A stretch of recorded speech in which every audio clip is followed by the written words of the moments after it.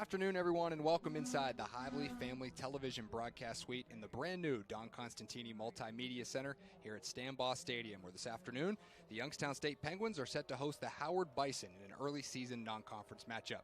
I'm Dre Smith. I'll be joined by my partner, former All-American offensive lineman here at Youngstown State, Chris Samarone, here in just a bit. This is the first ever meeting between these two teams, and they are each coming off very different results in their season openers. YSU, who is led by fifth-year head coach and Youngstown native Bo Pelini, is coming off an impressive 45-22 win on national television over Samford 2 weeks ago in the Guardian FCS kickoff in Montgomery, Alabama. The Penguins dominated the game up front, showcasing a physical ground attack on offense with 227 rushing yards on 61 attempts. In addition, the YSU defense was swarming as they forced 4 turnovers, including 3 interceptions. On the other side, Howard is under the direction of first-year head coach Ron Prince and is coming off a disappointing 79-0 loss at Maryland last Saturday. The Bison fell behind 56-0 at halftime and finished the game with only 68 yards of total offense. However, with preseason All-American and reigning MEAC Player of the Year Kalen Newton at the controls on offense, Howard is confident they can get back on track today. It's a beautiful day for football in the Mahoning Valley as Youngstown State looks to start the season at 2-0 and Howard looks to even their record at 1-1. Kickoff between the Penguins and Bison is coming up next.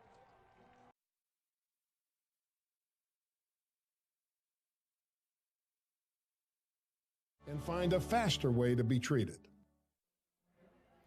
And there you get a look at the newest addition to Stambaugh Stadium, the brand new Don Constantini Multimedia Center. As we open things up in here today, I'm joined by my partner, Chris Samarone. What a beautiful facility for us to broadcast from, Chris. Absolutely. It's great to be back up in the box this year and doing these telecasts with you, Dre. And I'm really excited about this team and doing it in this new environment. What a beautiful facility. Don Constantini's been a huge supporter of YSU football for a long, long time, going back to when I was playing. So this is awesome. What a tribute to him and his family. And also I see the Peavolis family's names on this wonderful building. So these are just great supporters, great people and pillars of the community here. And what a way to honor them by having a facility like this. And as we get ready for kickoff, you got to look at the head coach of the Penguins just a moment ago, Bo Pelini, 5th year, 28-22 since returning to his hometown here in Youngstown. Beautiful day for football as Howard and Youngstown State will kick it off. The Penguins, as we mentioned, coming off that dominating opener against Samford 2 weeks ago, and Howard trying to get back on track after a tough loss at Maryland last week. It'll be Colton McFadden, the Kent State transfer, to kick it off, as not quite yet as the ball fell off the tee. And Chris, what are you expecting to see here early from each of these teams? Well, right now, I mean, seeing what Howard did a week ago and seeing how bad they got beat and YSU looking good 2 weeks ago, I got to believe shouldn't be a letdown here for YSU. They got to come into this game getting better, building off of what they did 2 weeks ago. And I got to believe, early on, you got to go right at them, physical, take control of the game early, and take them out of the game early. We are underway here in Youngstown. Home opener for Youngstown State.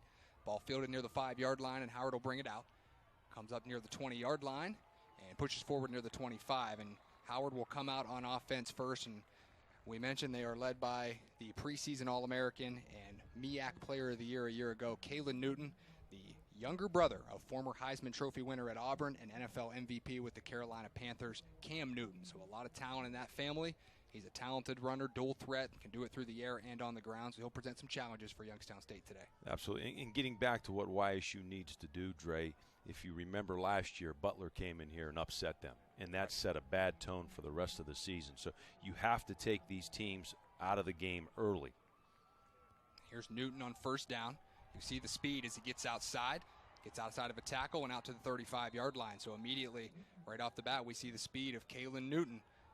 MEAC Player of the Year a year ago, threw for over 2,600 yards, also does it on the ground, as Newton also had over 500 rushing yards a year ago.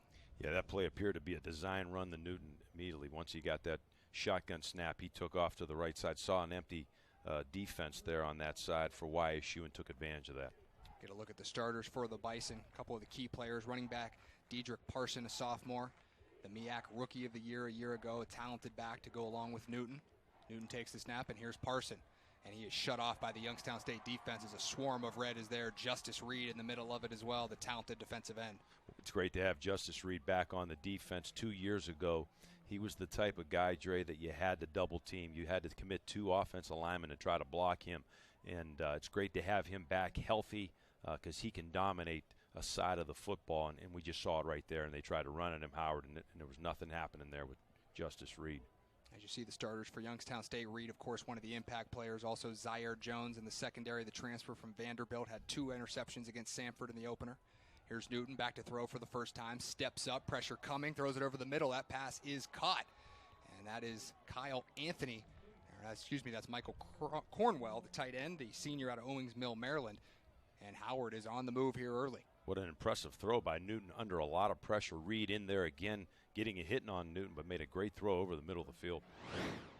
Newton quickly to the line, throws it outside.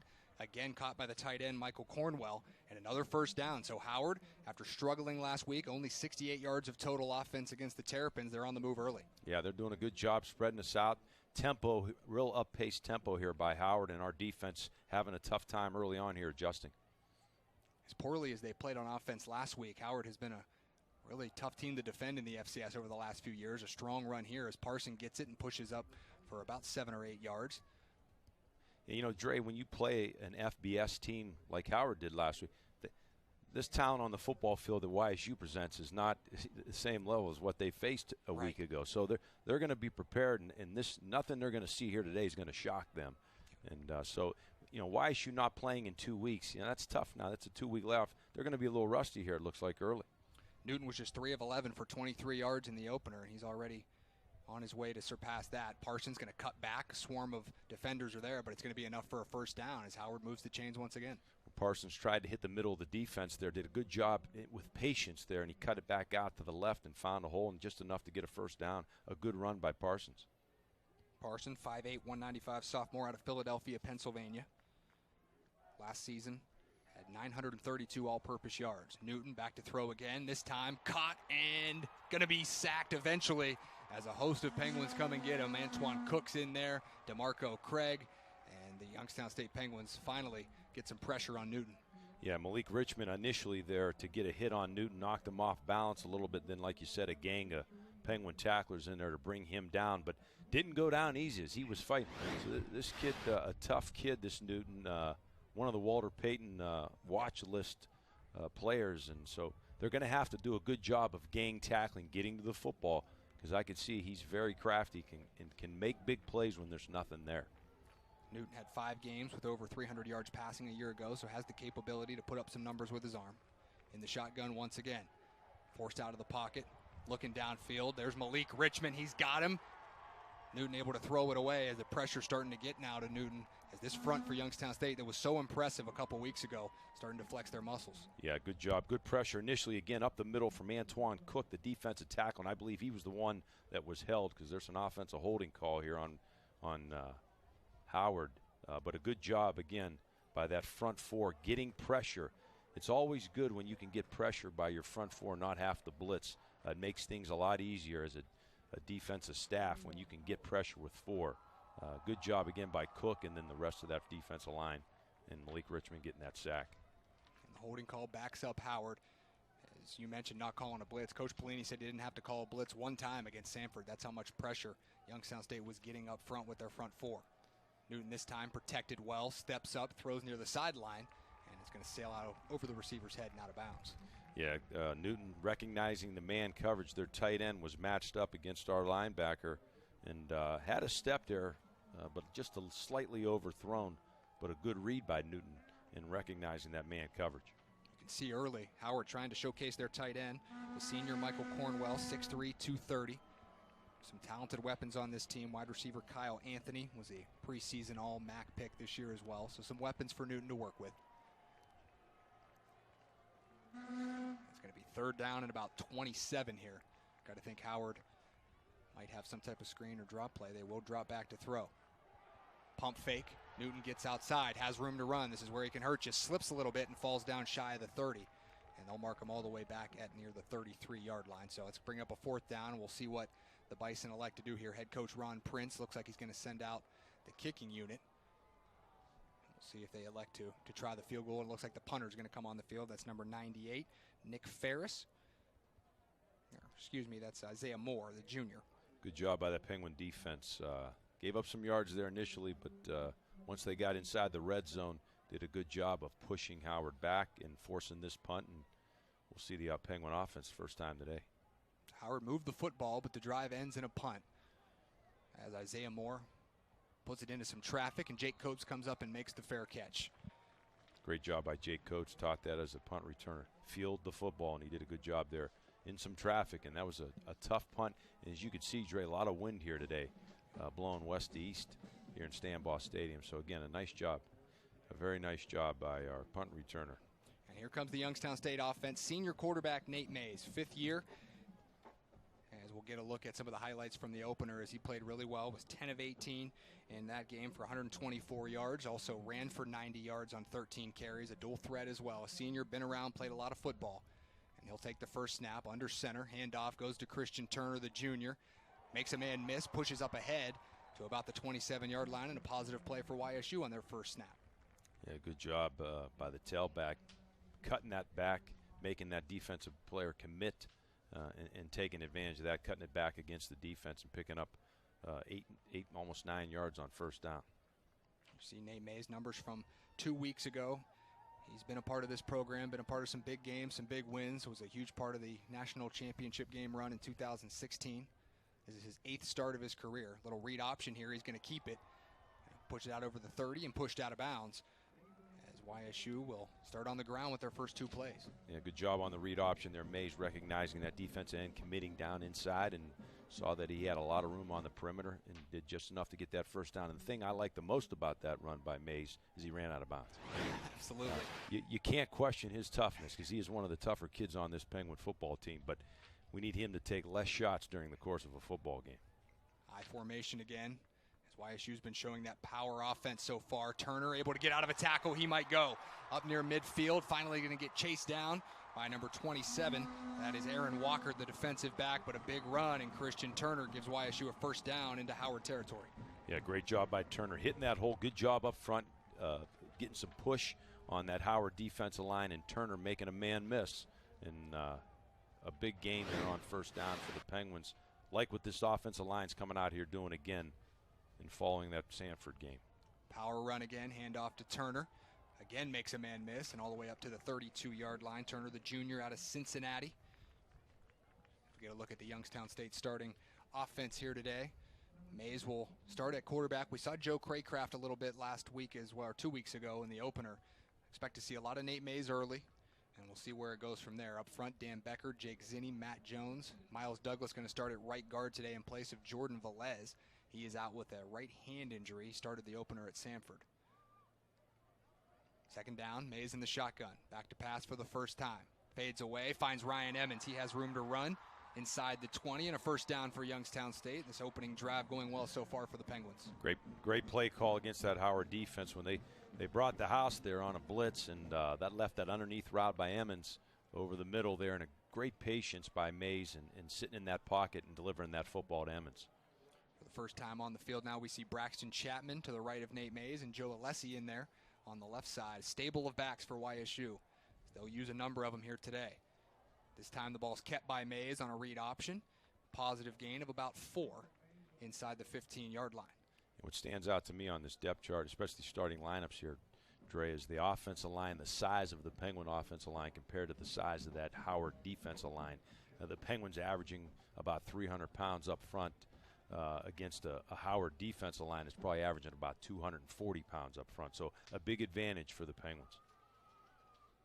One of the leaders up front for Howard, Simon Robinson, a sophomore, wears number 40. Talented players. Joe Alessi gets the carry, local player out of South Range High School here in the Mahoning Valley, and he's going to... Boy, Alessi hit that hole. That's that old Dave Billy where they pull the backside guard around, and Alessi hit the hole. But a great job, again, up front, getting push and really imposing their will on this Howard defensive front. YSU going to hurry to the line with some tempo. Alessi gets it again, looking for the end zone. He's in, and Youngstown State will take an early lead. First score here at Stambaugh Stadium of the 2019 season comes from Joe Alessi, and the Penguins jump in front. Yeah, again, the Penguin offensive line getting great push up front. Same play they ran the previous play, and they pulled the right guard around and let it up through, and Alessi hits the hole. Great job again up front, and the backs hitting the holes with authority, and a good drive by the Penguins. Alessi from South Range High School, as we mentioned, plenty of room to run. Offensive line doing a great job, and YSU picks up where they left off. It was a physical ground attack against Sanford, and a little bit of that as well here on the opening drive for the Penguins. So Colton McFadden will come on for the extra point. It's up. It is no good, as McFadden comes out and misses his first extra point attempt. So it'll be 6-0 Youngstown State as the power ground game gets them the lead. And we will step aside. We'll be back with more first.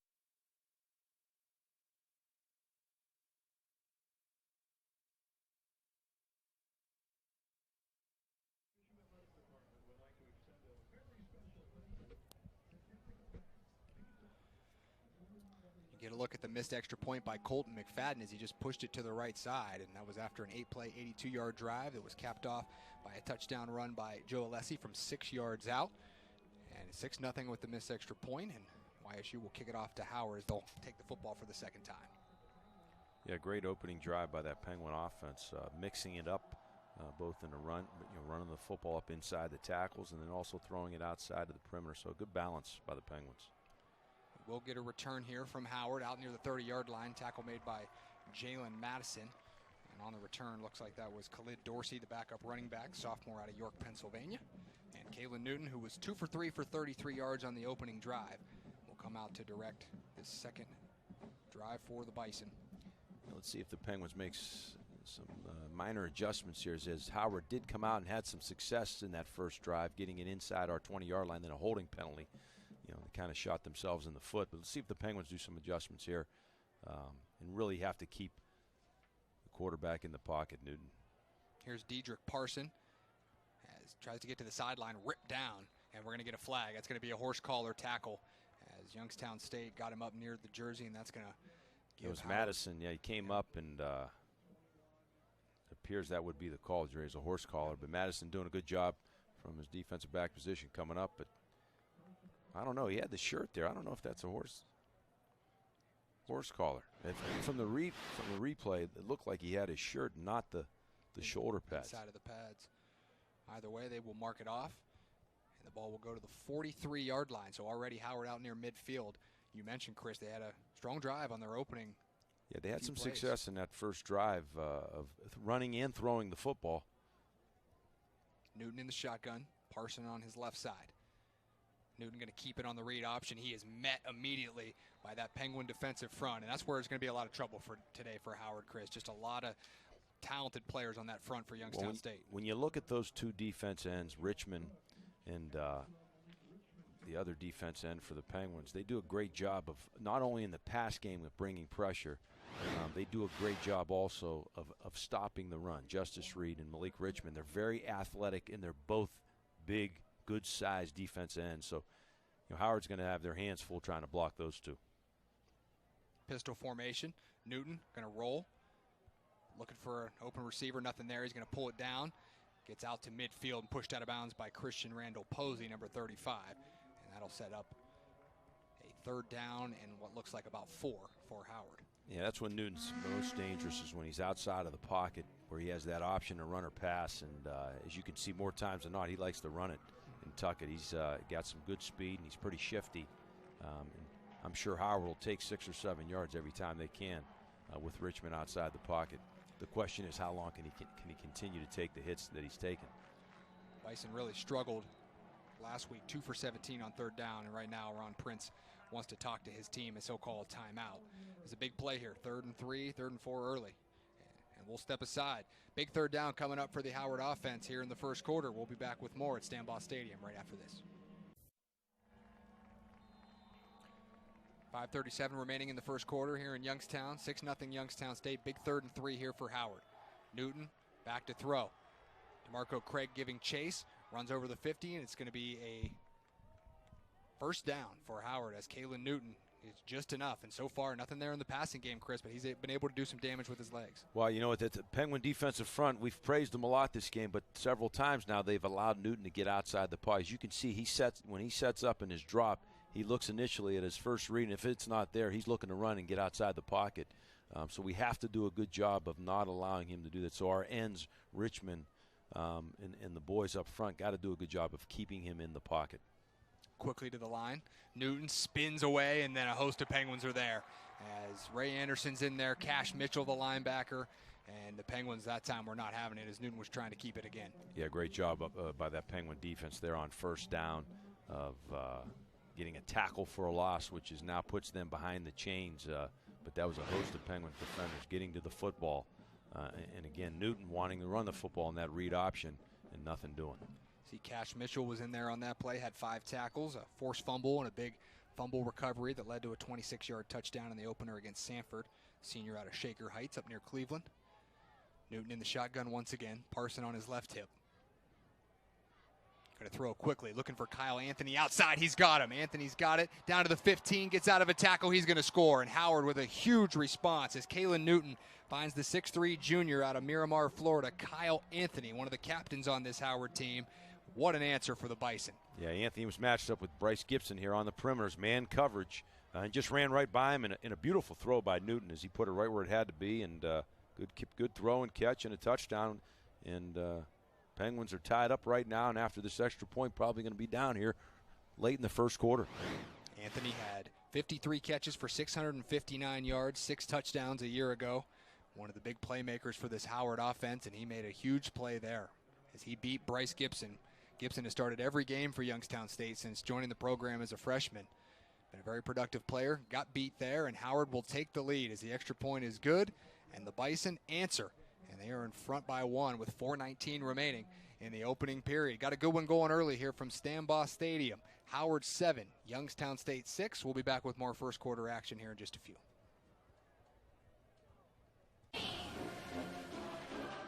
Sweet.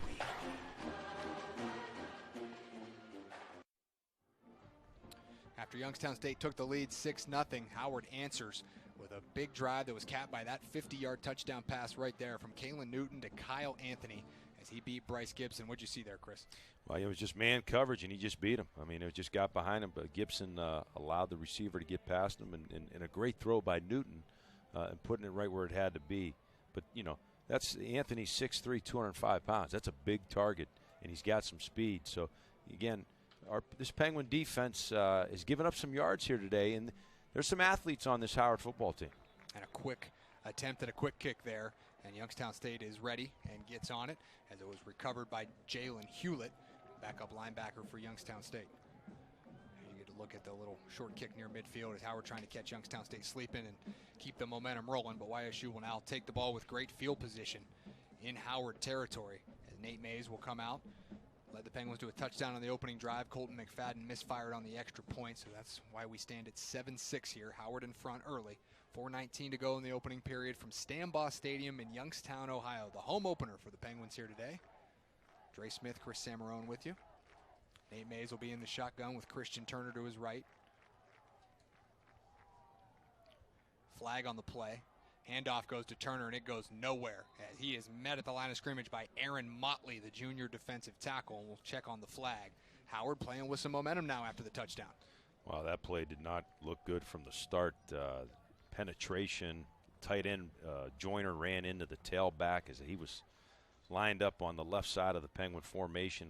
Looked like he was coming in motion to like a trap block or a kick out, ran into the tailback. That was not well executed for the Penguins there, but must have been an offside penalty there. Yeah, Youngstown State will capitalize. That explains the penetration. On and offside penalty on the Bisons. It'll be 1st down and 5 for the Penguins. Mays in the shotgun, Turner with him on the left side. Mays will throw. Quick slant pattern intended for Jeremiah Braswell, off his fingertips and intercepted by John Smith. And he's going to get some yardage on the return. Looking to get into Penguin territory, has some blockers. All the way down near the 30 and finally pushed out of bounds by offensive lineman Dan Becker. And now the Bison have all the momentum. After the touchdown, now an interception by John Smith. And his home crowd is shocked here at Stambaugh Stadium. I like the call, this post. It was there. The throw got tipped at the line of scrimmage, and that's what caused the throw to be high and not on our receiver, but a great job by the Howard defense. You call that the tip drill, making a good play and then getting a good big return out of it. So you're right, Dre. They got all the momentum. We always talk about it when you play teams you're expected to beat. When you keep them in the game, the longer you allow them to hang around, the more and more they start to believe that they can win this game. Smith, who had the interception, 6'1" sophomore out of Muskogee, Oklahoma. Big play there off the tip, and now Howard trying to extend their lead. Newton all alone in the backfield. 2 receivers left, 1 to the right. Back to throw, has time. Justice Reed was giving some pressure, but now Newton flushed out. Going to run to his left. Now has some room. Going to be a first down. And right now, Howard looking like they're getting comfortable offensively. Well, we've talked about it now a couple times. You have to keep Newton in the pocket. This is another example of when you allow him to get outside and break contain, he can make things happen with his feet. And he did it again right there. They had him initially in the pocket, and you can see he's not comfortable in the pocket, and he wants to get out and make plays with his feet and have that option. And the Penguins have to do a better job of rushing more under control, not allowing him to break contain. And that looks like Wes Thompson, who's down for the Penguins near the YSU sideline. He's a veteran, a senior, or junior, excuse me, out of Boardman, Ohio, a local product, who's been a key lineman for them the last few years. So he's down being attended to by the athletic training staff. And yeah, yes. It is 91 Wes Thompson. Thompson was trailing that play, chasing Newton down, and if you watch here kind of at the end, it looks like he came up. Just non-contact. Yeah. Just might have pulled something there. So he will limp off the sideline, and Howard's going to be in business 1st and 10 at the 17-yard line. As Kalen Newton playing with confidence. We talked about he threw for over 2,600 yards last year, but ran for more than 500. He is a true dual threat. His brother Cam Newton has made a pretty good living as a dual threat quarterback with the Carolina Panthers, and right now a lot of excitement on this sideline of Howard. And Newton's only about 6 foot tall, so again, he's not that comfortable in the pocket, probably has a tough time seeing over his offensive line, and prefers to be outside. And so again, the Penguins have to keep him in the pocket. This time the handoff will go to Dedrick Parson, gets positive yardage, finally brought down on the play by DeMarco Craig. Also in there was Ray Anderson, the middle linebacker, but a positive gain on first down. It'll be second down and manageable for the Bison. You know, what's surprising to me is the Howard offensive line, not real big up front, but they're doing a good job against our front four, especially in the run game here. They're able to get a little bit of push and open up some opportunities for their tailback. Second down and 5. Newton, play action. Again, room to run. Gets outside the pocket once again. Given chase for the pylon. Shoved out of bounds by Bryce Gibson. And they will mark him out shy of the goal line. But it's going to set up a 1st and goal at the 2-yard line as Newton took on Gibson there near the goal line. Wow, they just ran that read option there. And Justice Reed, the defense end, he came crashing down inside. Did not respect Newton on that run. And, boy, there was just a ton of green grass there for him to run. Bison quickly to the line. Newton hands off to Parson. A bunch of Penguins are there. DeMarco Craig was the first one to meet him, number 55, the redshirt freshman defensive tackle out of Toledo. And that'll set up a second down and goal. Yeah, they hand off the part. Again, the read option, hands it to Parsons, but great job by that Penguin defensive front getting some penetration, and they lose a yard there, the Bison. Under 2 minutes to go in the opening period. Here at Stambaugh Stadium from the brand new Don Constantini Multimedia Center. We are inside the Hively Family Television Broadcast Suite. Howard trying to take a 2-possession lead. Parson jumps into the end zone. Touchdown, Howard. And just like that, after YSU went up 6-0, a big touchdown pass, a turnover, and now another touchdown for the Bison, and they are in front 13-6. Dedrick Parson punches it in, the sophomore out of Philadelphia. It gave us a little taste of our own medicine there. If you notice, Dre, their left guard pulled there, number 53. Brandon Johnson just pulled around from the backside there, and they followed up in there through and got good push on the play side of that.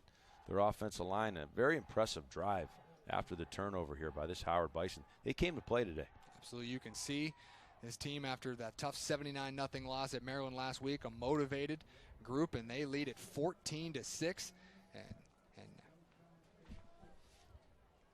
And right now, Howard is looking extremely well on offense. As we'll get a look at some of the numbers from years past. Last year, 15th in total offense in the FCS. This has been one of the better offenses in FCS each of the last 2 years. Really, last year they struggled on defense and special teams more than anything. They put up points a year ago. This offense scored over 33 points a game, averaged just under 471 total yards per game. So this is an explosive offense that has talented players, Chris. Well, what's surprising to me is the way they're able to run the football today. They're doing a good job up front of controlling our front four and getting good push and creating some opportunities for their running backs. And then also Newton, see, he creates a problem because he can beat you with his feet, and we're allowing him to get outside of the pocket and break contain too many times. And this Penguin defense looks confused so far today with what Howard is doing. And Howard's doing a good job with balance in both the run and the pass. And credit to their offensive line. They're doing a good job. And some fans here at Stambaugh Stadium. It's a great crowd on hand here today. Getting some deja vu from last year when Butler came in here and shocked Youngstown State with an unexpected win in YSU's home opener. And here on the kickoff return, pushing out near the 35-yard line is London Pearson, a backup running back for the Penguins. And now YSU needs to answer, trailing 14-6 with a minute and a half to go in the first quarter. Yeah, Pearson, good job. Good kickoff return. That's a positive to start this drive here. The Penguins need to answer with some points. I think you'll see here that Coach Christ and that offensive staff are going to go back to the power running game here. You need to answer, and I think the best way to do it is to run the football and play physical football at this point in time. They have yet to stop that style right now. They haven't stopped the Penguins offense from doing that. So I'd go right back to it with Joe Alessi in the backfield. Before that loss to Butler last year, YSU had won 20 straight home openers as flags fly here before the snap. And we're going to get an illegal formation against Youngstown State. And those are the types of things Coach Pelini's not going to want to see. The procedural before the snap penalties, and now you're backed up 1st and 15. And mental mistakes, you can't have them. Again, you're playing a team that coming in here wasn't expected to win, but they have a lot of momentum right now, and they believe they can win. You can't make those kind of mistakes. Mays at the controls. Joe Alessi is in the backfield as Mays comes up under center Matt Jones, and some movement early.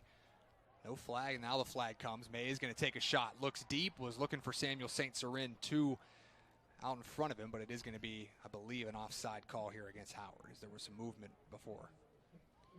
Yeah, Jalen Smith was stride for stride with St. Cyrin, and good coverage by that Howard defensive back.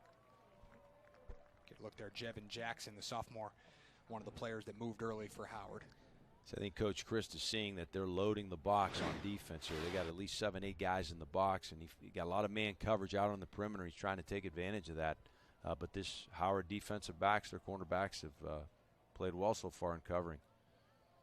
Back to 1st and 10 after a pair of 5-yard penalties on each team. Mays will turn, hand off to Alessi, and a good job by that front of Howard as they met Alessi quickly. And there's Zaman Robinson, the talented defensive end, number 40, sophomore out of Silver Spring, Maryland, led the Bison last year with 9 tackles for loss and 5.5 sacks, and he was one of the first players there. Again, loading the box and just coming, just trying to get penetration, cause havoc in that Penguin backfield, and they did it right there.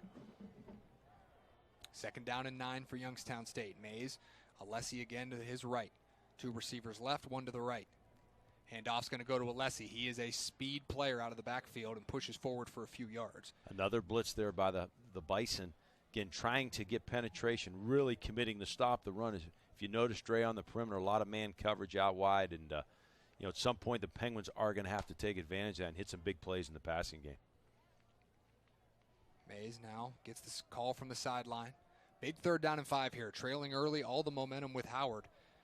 After 14 straight points after Youngstown State took an early lead. Penguins desperately in front of their home crowd need to get some points on this drive. Mays will send his tight end Miles Joyner in motion. Takes the snap, back to throw. Robinson coming, steps up, Mays fires, has Joyner, and a big 1st down. And that is one of the most talented players on this Youngstown State roster. The 6'4", 250-pound sophomore tight end out of Dayton, Miles Joyner, and they have to get him involved. Well, it all starts up front. Good protection by that offensive line. Allowed Mays to step up in the pocket and made a good throw to Joyner on really a simple out pattern. But there was good coverage here, but a better throw and catch. And that'll take us to the end of the first quarter here at Stambaugh Stadium. A very interesting first quarter as Youngstown State took a lead, 14 straight from Howard, and they will take that lead into the second quarter.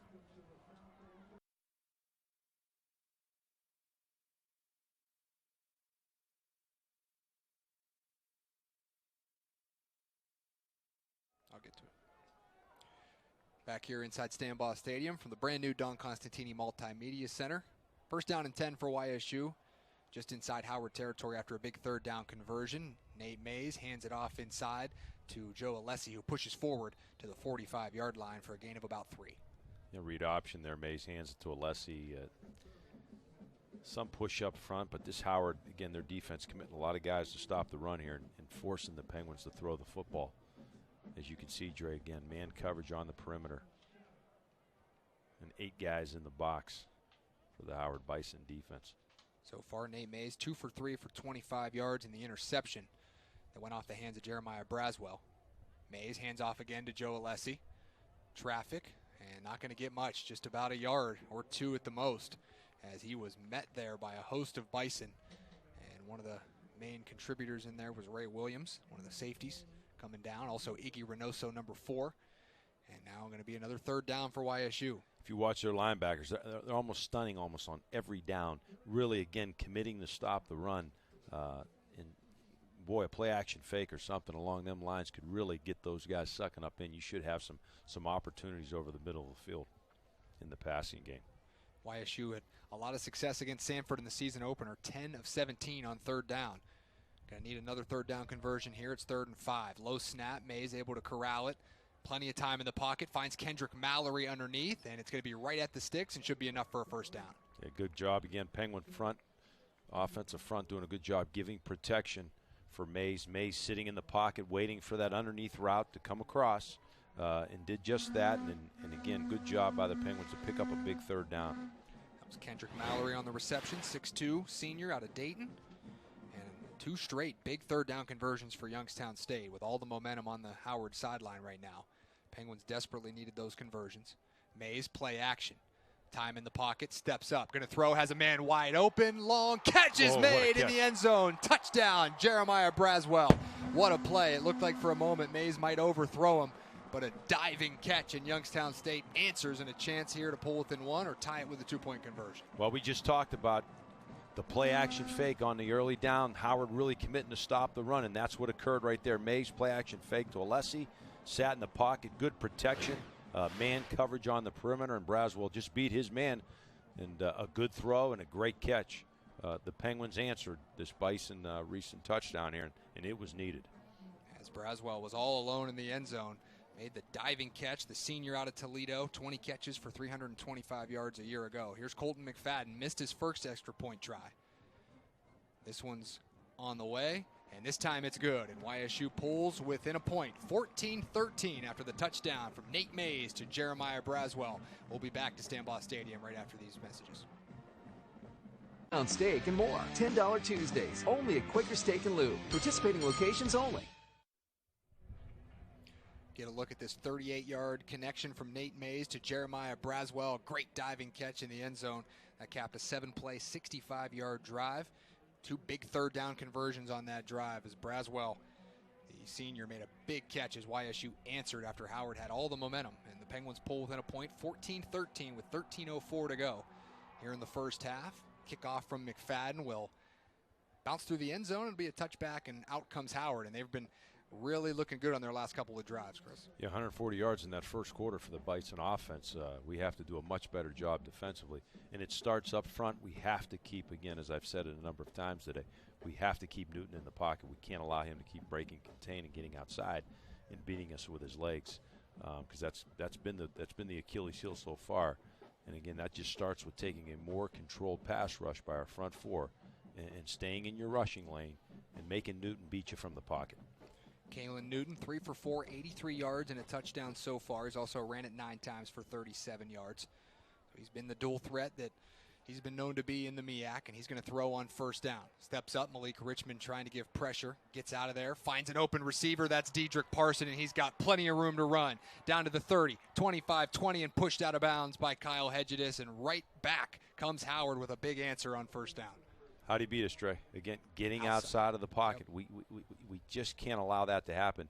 And that was, I'm trying to see what side of our Penguin defense. It was the left side of that defensive front. That was Justice Reed, again, taking an inside course and getting beaten on the perimeter. Run on first down up the middle, couple of yards. And the ball's loose as the Penguins defenders point like they have the football. No signal yet officially from our officials as they are in there trying to figure out who has it. And it is Youngstown State. So the ball was punched out. Let's get a look at it here. Malik Richmond made the initial contact there. Yep, Richmond ripped it out, it looks like. What a play by Malik Richmond, the senior out of Steubenville. And that is a huge play for Youngstown State as Howard looked like they were going to go down and extend their lead once again. but the turnover gives Youngstown State the ball back. Big play by that Penguin defense, and Richmond forcing that fumble, making contact and then stripping that ball out, and the Penguins recovering it. Let's see if we can keep that momentum going here with the offense. And now we are wondering if maybe we'll get a replay official, as right next to us here in the Hively Family Television Broadcast Suite is our replay officials, and it looks like they are going to clear it. And Youngstown State will have the football.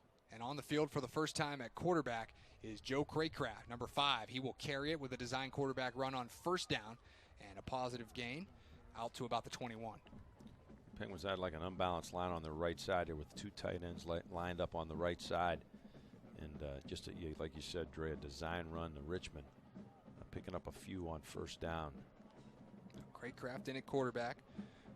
Played a handful of series in the opener against Sanford. 6'3", 215 sophomore out of Marion Pleasant High School in Marion, Ohio. Second down, handoff's going to go to Braxton Chapman. He's got room. Here he is near midfield. Out to the 50 and finally pushed out of bounds. Braxton Chapman, the sophomore out of Farrell, Pennsylvania, a big bruising back with a huge run there.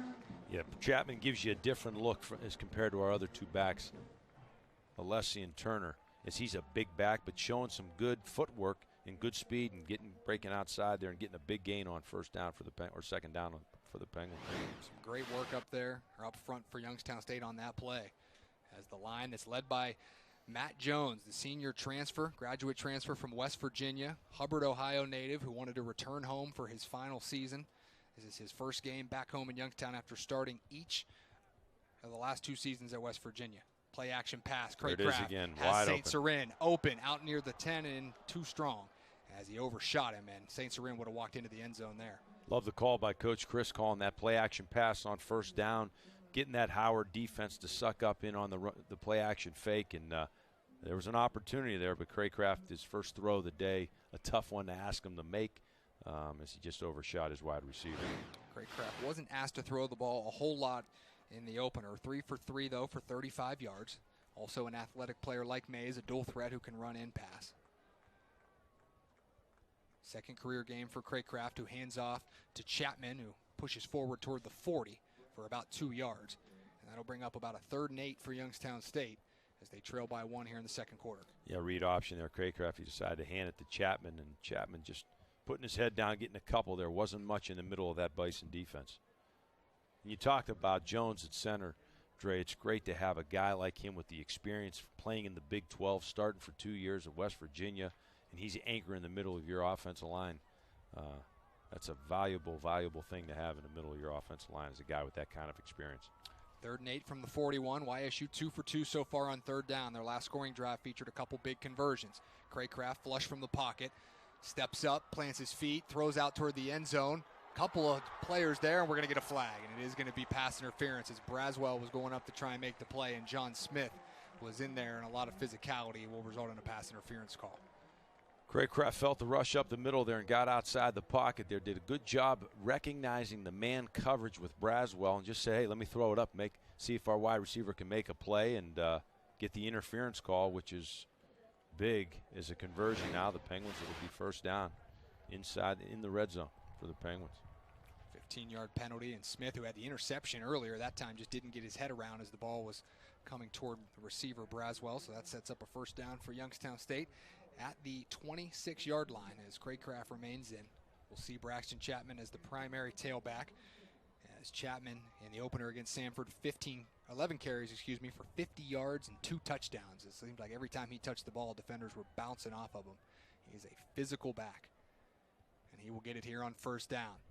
Just a couple of yards, though, as Howard is hanging in there up front. Good play there. Leading the charge for Howard was number 30. That's Quentin Hill, one of the captains on this defense, the junior out of Pittsburgh, PA. As you could see, Howard really committing to stop the run in those early downs. That's why we've had some opportunities in the passing game, because of the commitment by Howard to stop the run and really putting a lot of guys in the box up close to the line of scrimmage, and their safeties playing really downhill in those early downs. Second down and 10. Craycraft, read option, going to keep it up the middle, has some room, and hit hard just shy of the first down marker at about the 22-yard line. As we'll get a look here at some of the line play up front. Yeah, it's just that you're pulling the backside guard around for the Penguins. Miles Douglas from his right guard position pulling around, and Craycraft keeping it and really hitting it up in there like a tailback and not a quarterback, breaking the tackle to get a 9-yard gain there and a real manageable third down for the Penguins. Third and short, I formation for Youngstown State. Craycraft turns, hands off to Chapman. Initially nothing there. Good patience, finds a running lane.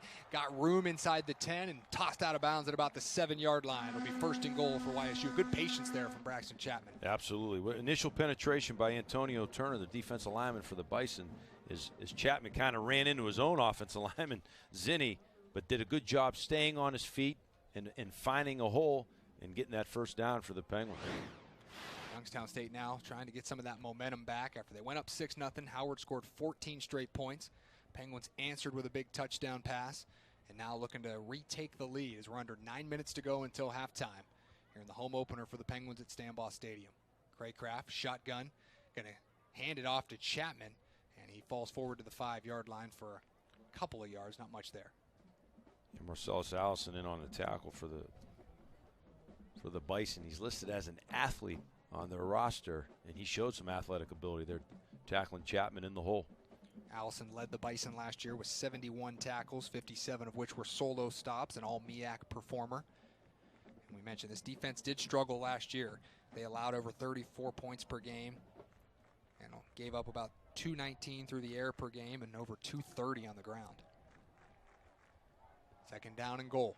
Craycraft in the shotgun. Christian Turner into the game at tailback. He'll take the handoff. Probes looking for the end zone and powers in. And Youngstown State goes back in front as Christian Turner punches it in for the first time today. Yeah, good job by Dan Becker and Jacob Zinni there on the left side, getting good push, allowed Turner to cut back to that left side, and he put his head down to get that last yard and get a touchdown.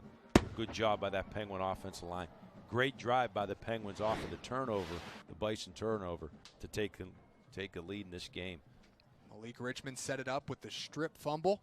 Penguins recovered and drive down to retake the lead.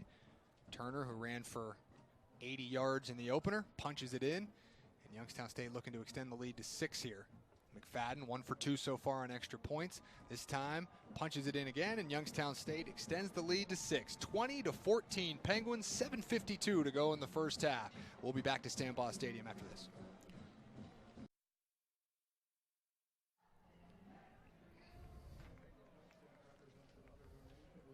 Get a look here at the big turnover that really changed the momentum as Malik Richmond, defensive end for Youngstown State, ripped the ball out of the hands of Dedrick Parson of Howard, and that led to a touchdown drive for Youngstown State that was capped off on a 5-yard run by Christian Turner.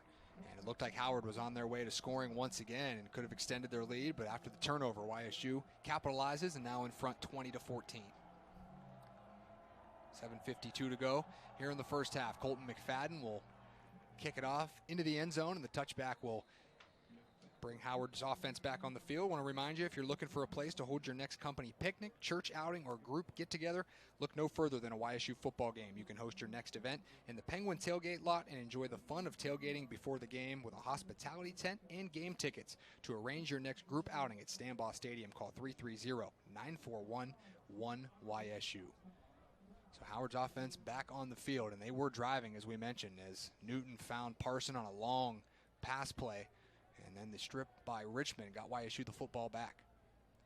They have had success on offense here in the first half. Quick throw to Kyle Anthony, who had the big touchdown catch earlier, as he's going to push forward for about 7 or 8 yards. A good gain on first down, and a late flag comes in here. Not sure what this is going to be, as a player for Youngstown State is down and injured, and this might be a late hit. Well, it was during the block. One of the offensive linemen, their left tackle, number 76, Brennan Brown, was getting out there for that quick screen, that perimeter wide receiver screen. And it looked like, I don't know if he was blocking a guy that was already being blocked. It's good to see Youngstown State defender. That's DJ Smalls, one of the primary defensive backs, the senior out of Irmo, South Carolina, who was shaken up momentarily. Good to see him get to his feet and run off as he got hit with a dangerous play outside there. So no call to flag. So the flag is picked up. Yeah, I didn't really see a penalty there. I didn't know what the call could have been. It was just a well-executed play by the Bison. That That brings up 2nd and 4 from the 31-yard line. Newton in the shotgun, Parson on his right hip. Pressure coming, Hedges on a safety blitz, missed him, and Newton gets out of there and makes a play, as he is shifty when he's able to get in the open field. Made Hedges miss and picks up a first down. He's got great balance and he's strong. It's hard to knock him off of his feet, and you saw there that burst of speed as he broke that tackle from Hedges and was able to get upfield and pick up 15 yards. On the move once again, the Bison. Back to throw, Newton.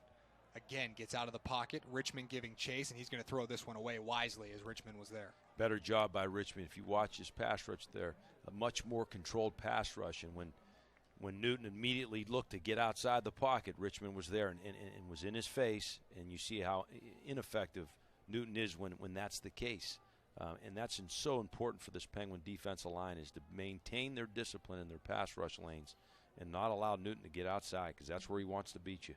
After the 12-yard run by Newton that resulted in a first down, the throwaway will bring up 2nd down and 10.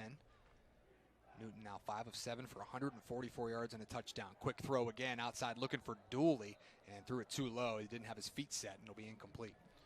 It was almost like a double screen. It was initially faked to Amir Lewis, the running back, out of the backfield to the right side to come back to the wide receiver screen. Back to Aja Boyd. Or no, I'm sorry, that wasn't Aja Boyd. That was Justin Dooley. Dooley, the junior out of Kansas City, unable to come up with it. And it is 3rd down and 10 for this Youngstown State defense as the crowd comes to life here at Stambaugh Stadium. A beautiful afternoon for football in the Mahoning Valley. The hometown Penguins in front by 6. Newton in the shotgun. Dedrick Parson, the talented running back. Newton. Pressure again, this time gets out, looking for the sideline. Cash Mitchell, though, runs him down. Great side-to-side speed there by the linebacker, senior Cash Mitchell, and that'll get Howard off the field. We get a look at it here. Impressive play by Cash Mitchell as he comes all the way from the other side of the field to make the play. Yeah, great play by Mitchell, just pursuing the football. Up front there was a stunt. They had Richmond in the defensive tackle, I believe, for the Penguins. It was Antoine Cook. They just did an X stunt there, and Cook coming outside and forcing Newton to have to step up inside and not break perimeter. But a good job by that linebacker, Cash Mitchell. Isaiah Moore will punt the football. Caught by Jake Coates, and a great play there immediately. Ray Williams, the freshman defensive back, covers it well, and that'll take us to break. 2014 Youngstown State.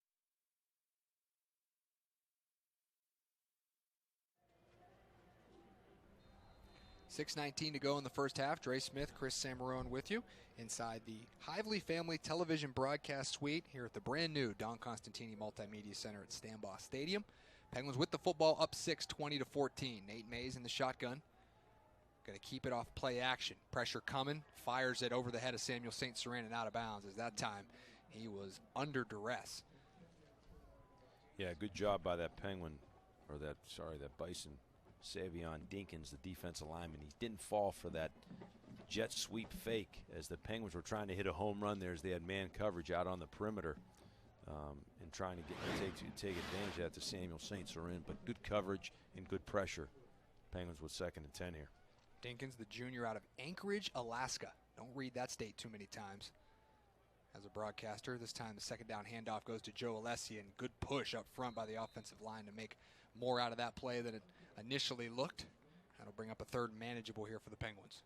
Yeah, good job by that Penguin offensive line. Not quitting there, just staying on their blocks, keep pushing. Alessi staying on his feet. And like you said, Dre, good 5-yard gain there, and a real manageable 3rd down where the Penguins can run or throw out of this down and distance. 152 yards on the ground here in the first half for Youngstown State.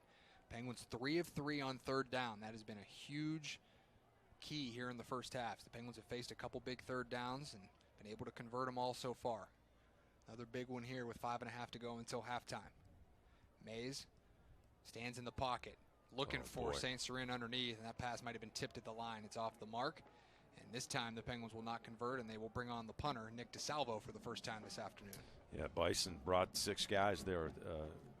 Pressure on Mays. Mays sat in the pocket. He recognized the underneath route to St. Cyran. He was open. Just missed the throw. And that's what the Bison are doing. They're bringing pressure, committing a lot of guys to stop the run and put pressure on Mays. And Mays did a good job, again, staying in the pocket and recognized where the open route was, and that was the underneath route. The Saints just could not make that throw. Nick DeSalvo, the redshirt freshman, nearly Oh, mishandled it and nearly had it blocked. Somehow got it out of there, and it will bounce out of bounds at about the 47-yard line. And DeSalvo had a mishandled punt in the opener at Samford, and it was a bad play, and that one nearly was a disaster. Well, I don't know how he got that off. Right in between two Bison, and now Howard in business with 5:14 to go until half, trailing by 6, and great field position near midfield. Yeah, this Penguin defense got to step up again here and force a punt. The Penguin offense, not a good series of down. So we'll see here. As you can imagine, the ball's going to be in Newton's hands, and he's going to have the ability to run or throw, and that's what we've seen all day today. Got to keep him in the pocket. First down and 10, Newton in the pistol. Handoff this time, and he is stuffed quickly as Malik Richmond and a host of Penguins are in there as the handoff went to Amir Lewis, the junior out of Philadelphia. The Penguins having none of it up front. Yeah, good job by that Penguin defensive line. As you see, just the read option there, Newton just choosing to hand it to Marco Craig right there to meet him, along with Malik Richmond. Second down and long for Howard. So far in this ballgame, King Newton, 5 of 8, 144 yards and a touchdown. Also carried it for 48 yards. This time will throw. Drops it off, looking for the running back, and he is pounded immediately. And that was Amir Lewis again. Fumbles ball. And let's see, they're going to mark it dead. It looks like they did mark it dead. Called an incomplete pass, and boy, I thought he caught that in a fumble. And Lewis got crushed as soon as he caught that ball, or Ray attempted to catch that ball. Ray Anderson, the linebacker for the Penguins, read that screen. It was just a middle screen, and just does a good job reading it and really hopping that route. And I'm telling you, I don't know how that wasn't a turnover. Oh, he was already down. Okay, came out late. Okay. So Lewis somehow was able to hang on to that ball after Ray Anderson delivered the blow. That brings up 3rd and 10 here for Howard. So far this afternoon, Howard 1 of 3 on 3rd down. Newton, pressure coming again. Richmond has him by the shoes. He's able to get out of there. Kalen Newton, the magician, as he Houdini's his way out of there and out of bounds. It's going to be short of the first down marker, but wow, he is an impressive athlete back there. Again, showing some balance and strength as you had Malik Richmond right on his heels there. Does a good job keeping his balance and getting outside and getting something out of nothing. And the offense will stay on the field for Howard. 4th down and 5 from the 44. As right now they feel like they need to keep this offense on the field and find a way to score before halftime, down 6. Newton, blitz coming, steps up, throws, looking for Cornwell, and it's over his head and out of bounds as Antoine Cook, Zaire Jones were both coming, bringing the heat on Newton, and YSU's defense stands up. Yeah, good job. Penguins bringing pressure there. Cook hitting Newton right as he delivered that football and caused that to be an inaccurate pass. The Penguins coming up big there. How about this Bison team, though, gambling today? We've seen an onside kick going for it at midfield, really on midfield going for it. You would think they're down by 20 or 30 points here. This is a 1-touchdown ball game, and they're taking some risks. Penguins got to make them pay for those types of decisions. Now the offense comes back on the field for Youngstown State. We saw Joe Craycraft earlier. Nate Mays, who started the game, is back in. Christian Turner, the running back, 1 receiver to each side. Tight end in the game as well, 2 tight ends. Play action pass. Mays looking for Braswell, makes a one-handed catch, and that would have been a touchdown if he could have kept his footing. But a big first down. What a catch by Braswell. He's made a couple highlight plays in the first half. Love the play. 2 tight ends in here for the Penguins. Just a read option fake. Just that run-pass option, and it was there. We've said it a couple times today, this Bison team really committing to stop the run in the early downs, and those plays in the passing game are going to be there, these big plays. A better throwing football, and it's a touchdown. 23-yard gain out to the 33 as Braswell. Like you said, Chris, if that ball's out in front, he probably runs into the end zone. There's another little RPO play, and Mays had his tight end out there. I think that's Josh Burgett, number 88, wide open, but threw it down near his ankles. Yeah, great call again by Coach Chris. I love that run-pass option here in these early downs because they're, again, committing to stop the run. A lot of open guys in the passing game. Just got to be more accurate with the football. He's up 2nd down and 10. Nate Mays, 5 of 8, 91 yards, a touchdown and an interception here in the first half. So one thing to be critical of Mays, he just hasn't been real accurate with the football. He's missed some opportunities in the passing game. Mays out of the shotgun. Turner takes the handoff, punches it up into the middle, still fighting for yardage, and going to fall inside the 30-yard line to about the 28. And that'll bring up 3rd down and about 5 for Youngstown State as we hit the 3-minute mark here of the first half. And what's been a competitive back-and-forth first half. I think a lot of people thought Youngstown State was going to win this game easily today after the results of each of these two teams' season openers and the way Howard performed against Maryland, but Youngstown State has had all they could handle here in the first half with a really motivated Bison team. 3rd down and 5. Another big 3rd down for Youngstown State. 3 of 4 on 3rd down conversions so far this afternoon. 2.5 minutes to go until halftime. Mays, play action. Same play from earlier. Has Braswell again down near the goal line, out of bounds at about the 3. It'll be 1st and goal for Youngstown State. Got a penalty flag down on the left side. And the Penguins coming out with this series, first time we've seen it today, this run-pass option, and it's worked because this Bison defender's really downfield. Number 75, legal man downfield. This is what you see on these RPOs. Sometimes those offensive linemen are run blocking down the field, and they caught Youngstown State that time. And that'll wipe out the big gain down near the 3-yard line. Back the Penguins up. Yeah, to have success in the passing part of that run-pass option, your offensive line, you got to get rid of the football a lot quicker there. I think Mays had the opportunity to probably run for that 1st down, but saw a big play in the passing game. Unfortunately, the Penguin offensive line, they don't know. They're thinking run first, and so they're getting down the football field to get a body on a body. And, unfortunately, it was called, and the Penguins now looking at a 3rd and 10. The infraction puts the ball back at the 33, 3rd down and 10. Mays will throw. Steps up in the pocket, looking outside for Kendrick Mallory, and that throw is way over Mallory's head and out of bounds. And we're going to get a look at the penalty that wiped out the big play here. See if we can figure out where the illegal man downfield was. Center, maybe. Jones. That's one of those borderline calls, those RPOs sometimes. Yeah, it looks like maybe the center. Interior of that offensive line, maybe downfield. So now 4th and 10, and like Howard, Youngstown State is going to keep their offense on the field in that intermediate range. Under 2 minutes to go until halftime. 4th and 10, Mays steps up in the pocket. Pump fake, has room to run. And going to come up just short depending on the spot. Oh, boy, just short, I think, with the spot. Looks like they're going to mark this just about a yard short as Mays got tripped up as he got near the marker. Rolling on the field. Is the runner short of the goal line? Correction, short of the first down marker. First down, Bison Howard. Defender, Christian White, the linebacker, saved the day for the Bison. Both teams gamble on 4th down and come up short. We want to remind you the Penguin Club helps provide the margin of excellence for YSU athletics. Penguin Club members get chairback seats for YSU football games. Your contribution is tax deductible and benefits the YSU Athletic Scholarship Fund. Fans can join the Penguin Club by calling 330-941-2351 and support the team behind the teams. It's head coach Bo Pelini, and they are going to review this play here as it was close, as the Youngstown State offense thought that they might have picked up that 1st down, Coach Pelini. Well, he has to get to probably the 22. That's not even close. And it's always where the knee comes down, where the ball is when the knee touches the ground. It's not where he falls forward. I think that's sometimes where people can get a little confused, and it does look like he was short. So in that scenario, Howard would get the ball back with 1:44 to go, trailing by 6.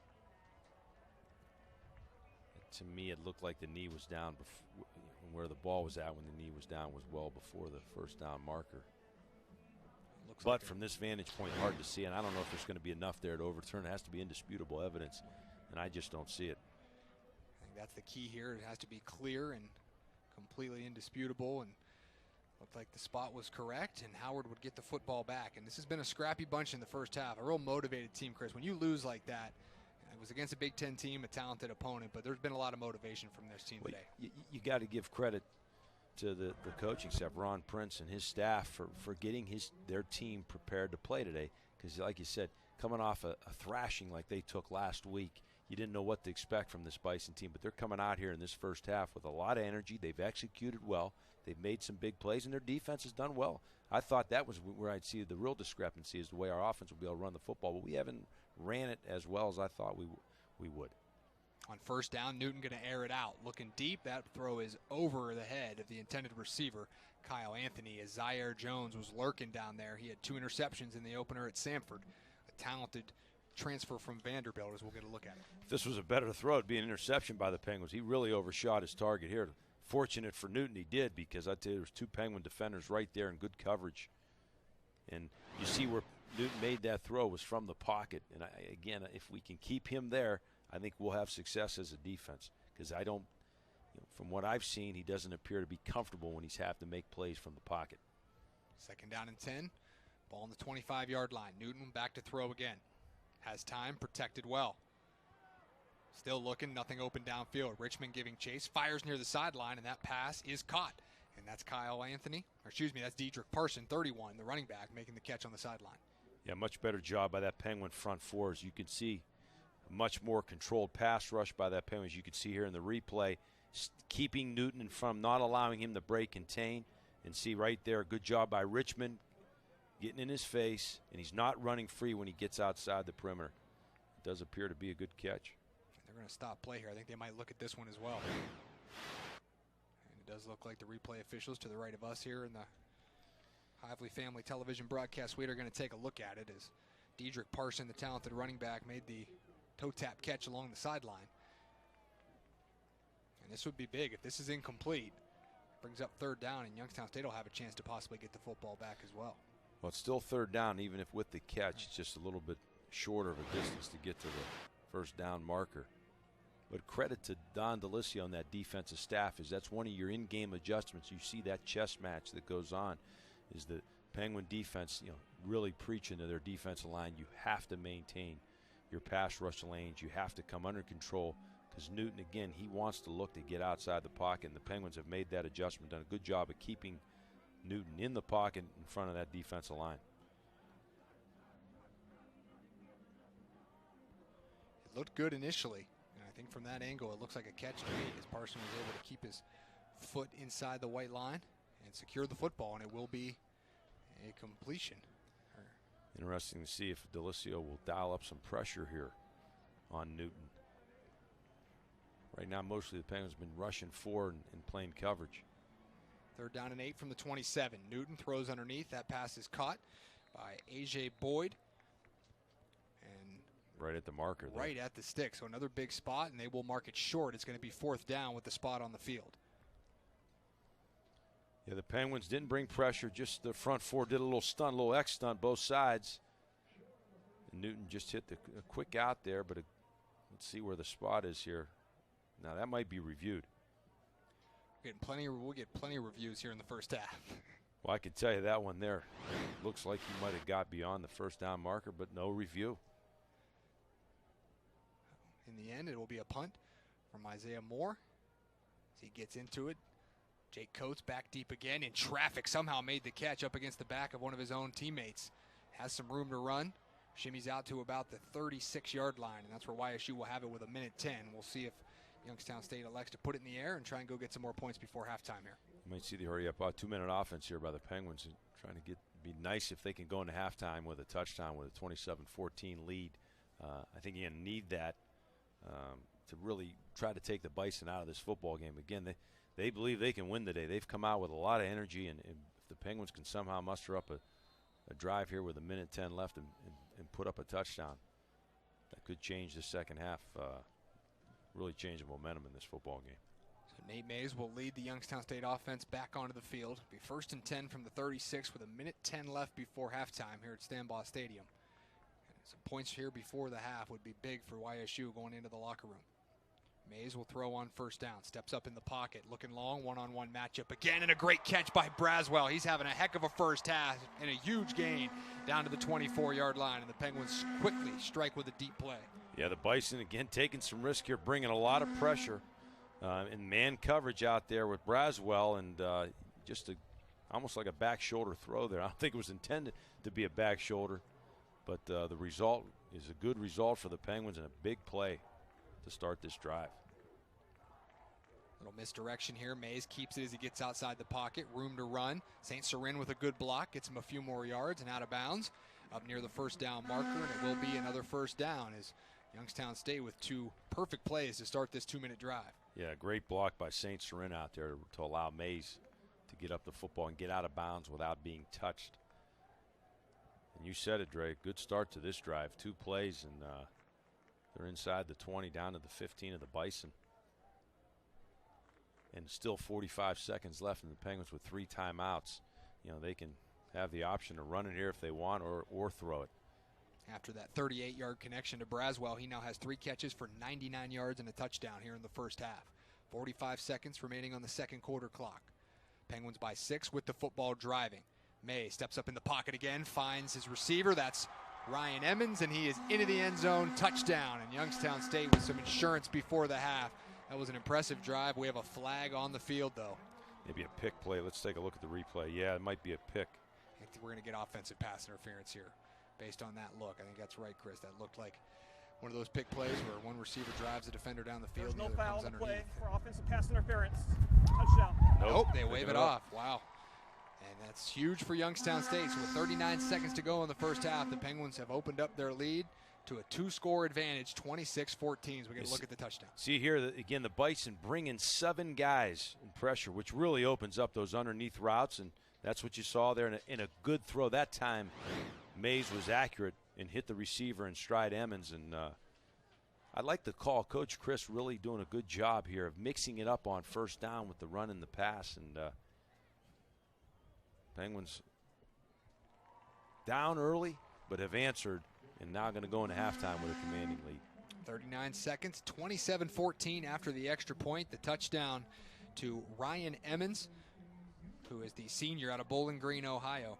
He had 3 catches for 23 yards in the opener against Sanford. As we look at the success Youngstown State has had here against non-conference opponents, won 34 of their last 36 non-conference home games. Of course, last year a hiccup against Butler in the season opener, but the Penguins have answered since coming out a little bit slow, Chris. That might go back to when I played here, 36. I think it does. I think it does. Wow.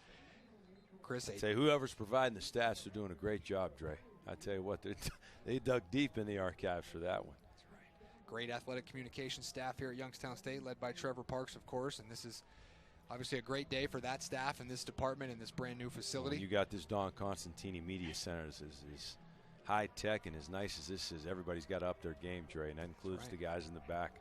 That's right. And this is a beautiful facility on a beautiful day, a great day to open the Don Constantini Multimedia Center, and the Penguins playing well, up 27-14. We'll see what Howard elects to do with 39 seconds remaining, and they will have an opportunity to return the kick here, as Khalid Dorsey comes out and gets blown up at about the 18-yard line, as we will take another look at the aforementioned Don Constantini Multimedia Center that was unveiled to the public here today. It will house the game day operations, the athletic communications staff, all the replay, scoreboard, game operations. Of course, we're up here in the Hively family TV broadcast suite, radio, home and away. Coaches are up here. Tremendous facility. Can't thank Don Constantini and all of the supporters who were a part of this for making this happen. And Howard will have the football with 33 seconds to go in the half. And Chris, you got to think here, you're not going to risk it too much. Already down 2 scores. From what they've done to this point, I got to believe they'll air it all 3 times. Newton on first down. He will throw. Stepping up, going to take a shot downfield. They've made some big plays, and there's Kyle Anthony. I think he came down with it near the sideline. That's a talented receiver, and he makes the play at the 42-yard line, and all of a sudden, Howard's in business, getting down near field goal range. Again, 6'3", 205 pounds. He's a big receiver and does a good job of using his body to shield the defender from the football, and a big play there. Had a 50-yard touchdown catch early in the game. Big play there to get Howard in YSU territory. Newton throwing again, this time overshoots Anthony as DJ Smalls was in coverage. It'll be 2nd down and 10 with 12 seconds to go in the half. The Penguins again rushing 4. Good job in their pass rush, keeping Newton in the pocket. And Anthony seems to be his favorite receiver here today because a lot of balls being thrown his way, whether he's covered or not.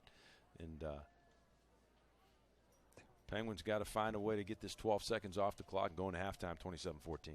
Anthony definitely the top target. Without leading receiver from a year ago, Jaquez Ezzard is not available for Howard. Also did not play in the season opener. He had over 1,000 yards receiving and led the nation with 26.6 yards per catch a year ago. Preseason All-American candidate, not playing today, and like you said, didn't play last week. Timeout called by Bo Pelini in Youngstown State as he wants to make sure that everybody's on the same page before a big second down play with 12 seconds remaining in the half. This is a play where Youngstown State really needs to get off the field here without allowing a big touchdown. And Howard, conversely, looking for some momentum going into the locker room. We talked about their head coach, Ron Prince. He has an offensive background.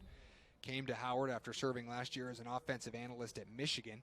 Prior to that, spent 4 years as an assistant head coach with the Detroit Lions in the NFL. Really, his background is as an O-line coach, but served as a head coach at Kansas State 2006 to 2008, succeeded Bill Snyder there. Also was an offensive coordinator at Virginia and Rutgers. So a strong background for Ron Prince in his first year as the head coach for the Bison. And his team will have it 2nd and 10, 12 seconds to go until halftime. Newton to throw again. Puts it in the air. Sideline looking for Justin Dooley, and we're going to get a flag. As D. Ford, the freshman, was in coverage. A lot of grabbing going on, and they will flag Ford. And man coverage out there. Good job by Newton to recognize that and just threw it up so his receiver maybe can make a play on the football and he gets the interference penalty. D. Ford, the freshman Pass interference from Miami, Defense, Florida, who number 2. made his first career start at the opener against Automatic Sanford. first down. He just didn't get his head turned around there. I mean, he was stride for stride with the receiver, but you got to get your head turned around or else they're going to call that, almost like that face guard, they're going to call that a lot of times, that interference. Although you may not have had your hands on the receiver, the fact that you didn't get your head turned around looking for the football, they're going to call that. With only 5 seconds left on the second quarter clock, that will bring out number 99, Nick Ferris, the freshman kicker. Has yet to attempt a field goal this season, so this will be his first attempt. And this would pull the Bison within 10. As the pass interference call sets up an opportunity for the field goal. And that is not even close, as that was partially blocked at the line, and a huge stop for Youngstown State. As zeros are on the clock, and that'll do it for the first half of play. A back and forth first half, as we'll get a look at the block here. As Ferris' kick came out a little low. And it looked like Justice Reed got his hand on it, the talented defensive end. Halftime at Stambaugh Stadium. Penguins 27, Bison 14. Rookie. Carhart, we've got your back 24/7.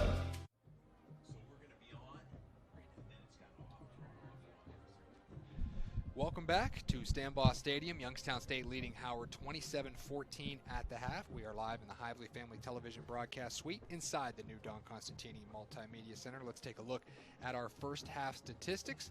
As Youngstown State jumped out early to a lead, Howard battled back, but the Penguins now back in front. As we take a look at our comparisons here side by side, Youngstown State 144 passing yards, the Bison 190, but the edge on the ground has easily gone to the Penguins as they've rushed for 175 yards already to just 77 for the Bison. Total yards, 319 for the Penguins, 267 for the Bison. Obviously, the ground game's been an advantage for Youngstown State. Chris, what have you seen so far? Well, I like what Wyatt done up front. You know, I talked to Coach Patterson, their offensive line coach, a few weeks ago, and I really like his mentality. And he tells his offensive line, we got to come off the football and be physical. And we saw that at Sanford a couple weeks ago, and we're seeing it here again today as they started to dominate throughout that first half, especially in that second quarter. They were getting good push up front, which was opening up some passing lanes. But also like what Brian Christa's been doing on the offensive side as far as the play calling. And you saw that little bit of adjustment there late in the second quarter, midway through the second, where he went to that run-pass option. And that opened up some opportunity. What that does is that forces the Bison defense to, you know, be honest. You know, they just can't sell out and commit to stop the run. They have to respect that pass, especially in the early downs. And I thought the Penguins on offense did a good job with balance and run and pass. Individually, Youngstown State, Nate Mays, quarterback, 7 of 12, 144 yards, 2 touchdowns, 1 interception. Balanced rushing attack, Christian Turner, 5 carries for 56 yards, 5 carries, 50 yards for Braxton Chapman. And through the air, Jeremiah Braswell, 3 catches, 99 yards, and a touchdown. On the other side, Kalen Newton, 9 of 15, 190 yards, and a touchdown. He's also run the ball for 54 yards as well. And Dedrick Parson has a touchdown on the ground. 3 catches, 67 yards for Kyle Anthony through the air. Halftime, Penguins 27, Bison 14. First half highlights are coming up next. One place to watch. Phillies, Indians. Sunday Night Baseball on ESPN.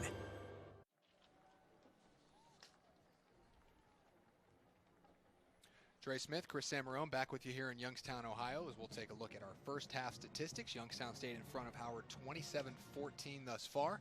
As you get a look at Kalen Newton, as he really came out and was really on top of his game, throwing the ball and running the ball early. Talented young man, Chris, can really hurt you with both facets of his game. Yeah, very impressive. You know, he's on that Walter Payton watch list for a reason. And he showed he can beat you with his feet, and he's made some great throws here today. And I was real impressed with his strength and balances. He took some shots and was able to keep his feet and make plays. So the Penguins have to do a better job in the second half of controlling Newton. You got to look at the first score, the touchdown from Joe Alessi, and the Penguins defense swarming early. Newton, though, came back and made some plays. This was the big touchdown pass, 50 yards to Kyle Anthony as he beat Bryce Gibson, as Howard answered to take a 7-6 lead after Youngstown State missed their first extra point. And then Christian Turner get brought down there by a strong front from Howard. They played a lot better defensively, I think, than a lot of people would expect here in the first half. This was a big play here as Nate Mays' pass to Braswell was off the hands of Braswell and into the hands of John Smith.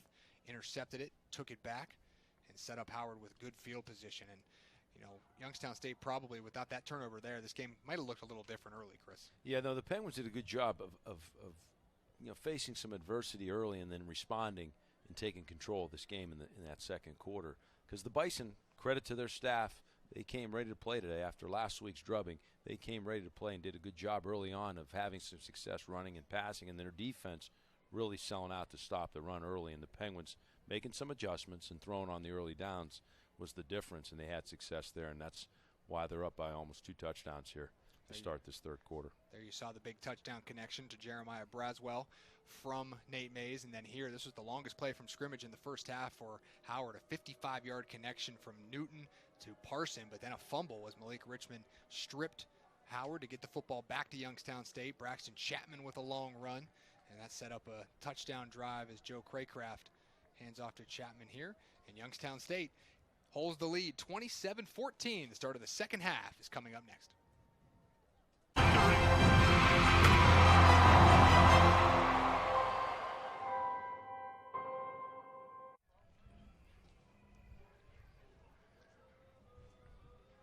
Welcome back inside the Hively Family Television Broadcast Suite here at Stambaugh Stadium inside the brand new Don Constantini Multimedia Center. It's home opener for Youngstown State facing Howard, and the Penguins lead at 27-14. Dre Smith, Chris Samarone with you on a beautiful afternoon in the Mahoning Valley. Youngstown State will get the football first as London Pearson and Christian Turner are back deep as the Penguins looked a little shaky at times in the first half, had some deja vu back to that tough loss against Butler in the home opener last year, but seem to have found their footing a little bit here heading into halftime, Chris. Yeah, no, the Penguins now getting the ball here to come out in the third quarter. Be really nice if they can put together a good drive, long, sustained drive, and get a touchdown here, and I think it can really take the Bison out of this game. The Bison have played with a lot of energy, but the Penguins, a couple scores can maybe end their day a lot sooner. London Pearson caught the football at about the 6, has some running room, and then is caught down by number 34, Jason Robinson, the sophomore for Howard. And out comes the Youngstown State offense in the first half of play. The Penguins 175 yards on the ground and really were able to spread the wealth as Christian Turner, 5 carries, 56 yards. Braxton Chapman, 5 for 50. Joe Alessi, 7 carries for 30 yards. And Nate Mays had 4 attempts for 26 yards as well. And that's something they also did in the opener, Chris. Able to spread it around and really let a lot of people touch the ball. Well, that 3-headed monster of Turner, Alessi, and Chapman. You got Turner and Alessi, those quick scat backs, and then you bring in Chapman, who's a big physical back, and that combination was effective 2 weeks ago, and it's been effective so far today. First down and 10 at the 29-yard line. Little read option here as Mays is being chased by a number of defenders, and that was Elton John Baptiste who was first on the scene. I like the Elton John Baptiste, Chris. I like what the parents did there. Well, I played with, there was a great linebacker here at YSU in the days when I played her named Philip Jean Baptiste. That's Elton John Baptiste. And helmet was off there, so a player will have to leave the field for at least a play. It'll be second down and 6 from the 33. Penguins have the football first to start this second half. YSU looking to get to 2-0 after that big 45-22 win 2 weeks ago in the FCS kickoff down in Montgomery, Alabama over Sanford. That game was nationally televised on ESPN. A little confusion there. Yeah, busted play. Mays is going to try and get something out of it as he's tackled near the sideline and maybe got a yard out of it. It'll bring up third down and about 6. I think Turner went the wrong way there. I think that play was supposed to go to the right side of the formation. And as you can see, the whole offensive line stepped right. That play was supposed to go right. Turner went left. And Mays trying to make something happen there. YSU 3 of 5 on third down in the first half. Had a couple big third down conversions early that kept drives alive and led to some big scores after Howard was building momentum. That first half had some success late in that second quarter with that run-pass option. We'll see if they go to it here. Actually a loss on that last play. It's 3rd down and 8. Mays to throw. Has time. Going deep. Out wide. Looking for Natavius Payne. Got a hand on it but couldn't reel in the diving catch. It'll be incomplete. And the Howard defense with a good first drive. 3 and out. Gets the Penguins off the field. The Penguins not sharp there to start this third quarter on offense. 2 plays, not much doing on the ground. And then there, try to hit a deep ball, but just the outstretched hands there. The Penguin receiver couldn't haul it in. So the Penguins punting 3 and out. That'll bring on Nick DeSalvo, who mishandled his only punt in the first half, and that was a punt that don't really know how it didn't get blocked, as 2 Bison were right there. This time, cleanly handles the snap, some pressure, but gets it away. A high hanging punt. That's fair caught at about the 37-yard line, and Howard will come out. Kalen Newton at the controls, and a flag was down on the punt, so we'll get the call and see where this is going. I tell you, if you're a fan of a team that likes to take risks and plays aggressive, you'll like this Howard football team. Dre, you got on defense, they bring it. They're committing 6 guys. They blitz on almost every down. You've seen them on special teams taking risks. We've had an onside kick. They're trying to get after the punt, force a block punt. So they're taking some chances. Coach Prince brought his team in here today and said, guys, we're going to leave it all out on the field. We're going to take some shots. And they're playing to win the football game, and I got to give them credit after last week's disaster in Maryland. They've came in here today with a lot of energy and are playing well to this point. So it was a personal foul, I think an unsportsmanlike conduct penalty on Youngstown State. And you could see Coach Pelini hot on the sideline. So that will mark off 15 yards and put Howard, starting their drive, into Youngstown State territory at the 47-yard line, 1st and 10. Kalen Newton, the brother of former Heisman Trophy winner and NFL MVP Cam Newton, takes the snap, 1st down and 10. Has time in the pocket, looking, throws out wide for his running back, Dedrick Parson, makes the catch, and another flag comes down, as it was about an 8-yard gain to Parson. We'll check the flag. Right where that fault ball was thrown, I don't know if offensive pass interference, defensive pass interference, that's what it would be. But a lot of time there for Newton to throw on that play, and he did a good job surveying the football field and finding the open receiver. Holding defense, number 7. 10-yard penalty from the previous spot. Automatic first down. Against the Penguins will, again, let Howard move farther into Penguin territories. We'll get a look at the penalty here. Yeah, a lot of time to throw. The ball sits in the pocket, finds the open receiver. And came up the field against Bryce Gibson, number 7, as he was defending Justin Dooley down the field. So that will push the ball to the 37-yard line of Youngstown State. Howard, 1st down and 10, and a score here. They're right back within a possession. Newton will be in the shotgun. Parson to his left.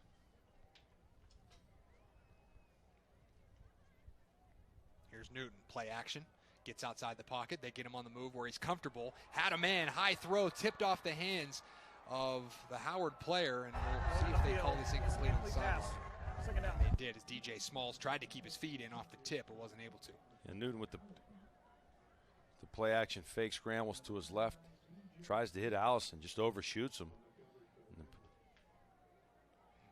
It's a close play, as it looks like DJ Smalls almost making a great play there on the tip. Get that left knee down. As you mentioned, Chris, they list Marcellus Allison as an athlete. And you see him there on offense as well as defense, and there's a huge sack from DeMarco Craig, the talented redshirt freshman defensive tackle out of Toledo, Ohio, blowing that play up. Craig right up the middle, unblocked. Some miscommunication up front by that Bison offensive line as Craig just came free and right in the face of Newton. And makes the play, and a big play by the Penguin defense. Craig is a young man that this defensive staff is extremely excited about, a redshirt freshman. They say he plays with violent hands, has really good technique. Not the biggest defensive tackle, but he's quick and athletic, and you saw that on display there. 3rd down and 19 from the 46. Newton alone in the shotgun. Here comes the pressure. Steps up, one-on-one outside. Kyle Anthony was being defended by Ford, and there's the late flag. I thought it was coming. It was late, but I think it's the right call as Ford was all over Kyle Anthony. Well, his feet, he's in good position. He just got to get his head turned around there. For whatever reason, he's locked up with the receiver and not getting turned around to find the football. And we said it before that they're going to call that. He's getting a little handsy there, too. See Ford out there, 5'9", trying to defend the big talented receiver, the 6'3", Kyle Anthony, and just, as you said, Chris, didn't get the head Pass around. interference. And so penalties really hurting Youngstown State here. Early in the section. Shooting themselves in the foot here. They get a big sack, force a third and 20, and then come right back and committed a pass interference, which gives. Well, it's going to give the Bisons a 4th down and 5 here, so a real manageable 4th down. As you know, not an automatic first down. The pass interference. Oh, yes, it is. I'm sorry. That's a high school rule, right. Dre. We'll go first down. And Coach Pelini was also warned in the sideline of Youngstown State to stay back, as it'll be the first sideline warning against the Penguins. 1st and 10. Pressure coming again from DeMarco Craig, but the screenplay is complete to Dedrick Parson, and a good gain. And that's going to move the sticks once again as Howard finding some momentum on offense. Well, Newton did a great job, if you watch here on the replay, of really holding and waiting and waiting for that screen to open up and develop, and makes a good throw to his tailback. And good execution here. I tell you what, if you looked at both teams coming out here in the 3rd quarter, which team's executing, which one isn't. And a huge hit there from Zaire Jones, the talented transfer from Vanderbilt, as he delivered the blow, but a nice job by A.J. Boyd, the wide receiver, the sophomore, to hold on to that ball. And that's going to move the sticks again for Howard. And penalties, Youngstown State had 4 in the first half. They had 3 here on this drive alone. And now Howard starting to knock on the door in the red zone. Howard coming out here again with a lot of energy here in this 3rd quarter, in an up-tempo offense, and the Penguins struggling right now. 1st down and 10 from the 17, just underway in the 3rd quarter. Youngstown State by 13. Newton, play action again, get him on the move, drops it down to Dooley, and another huge collision, and they're going to call it incomplete, as they'll say it hit the ground, as D. Ford came in to deliver the blow on Dooley. At that time, Ford doing a good job of getting to the football right as the receiver was catching it and forcing the incompletion. Ford, a young man out of Miami, Florida, who really kind of burst on the scene in fall camp. Elvin Jackson of Youngstown State really took a lot of the reps in fall camp out there at that other corner opposite of Bryce Gibson, but Ford has really impressed over the last few weeks and earned the start against Sanford. They're rolling on the field. Most of the It's time an again incomplete today. pass. The previous play is under review. We're going to review that play as well, as it was definitely a close call. It's hard to see if that ball did hit the ground. This may well be overturned and be a completion. As Dooley secured it, took the shot. The ball might have moved a little bit, but it didn't seem like it hit the ground. Yeah. There. The officials seemed pretty adamant that that ball hit the ground, and they had a great view there, looking right at it. So we'll see what they determine here. We'll get one more look at it here. From the end zone as Newton rolled out, threw the ball high. Dooley made the catch as it was behind him. Yeah, I don't know where that ball hit the ground. I don't see it. Tough to see there, as you see Coach Pelini having a friendly conversation with one of the officials. He's been known to have those conversations in the past. Coach Pelini was extremely happy with the way his team came out and dominated that opener down in Alabama. Struggled a little bit early today, but up 13 is. And again, it's always, is there indisputable evidence to say that it was complete? Yeah, that's the question. I don't know if there's enough to overturn it, just not enough angles for the replay officials to view and see if it in fact didn't hit the ground. Still taking a look at it up here in the new Don Constantini Multimedia Center. All of these game day operations that were once housed on the west side of the stands are now here in this new facility on the east side. Yeah, the Penguins here coming out in the second half, Dre. I don't know. I mean, 3 and out on offense, and now that Howard gets the ball back, and they're inside the 20 and knocking on the door here to make this a one-score game. We'll get a slowed down look at the play. Good job by Dooley to secure it. See Ford deliver the blow. So we're wondering now if they might be looking at targeting. Possibility, obviously, a point of emphasis. I didn't see that ball. If they're looking at it, whether it was incomplete or not, I didn't see that as an incompletion. I thought he held on to that football. Yeah, this is an interesting call. A little bit curious what this.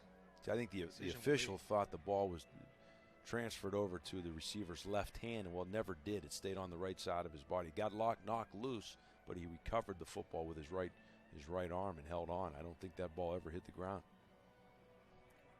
Take a look.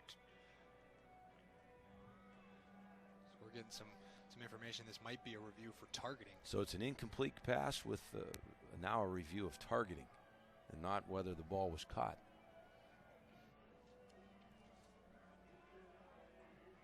So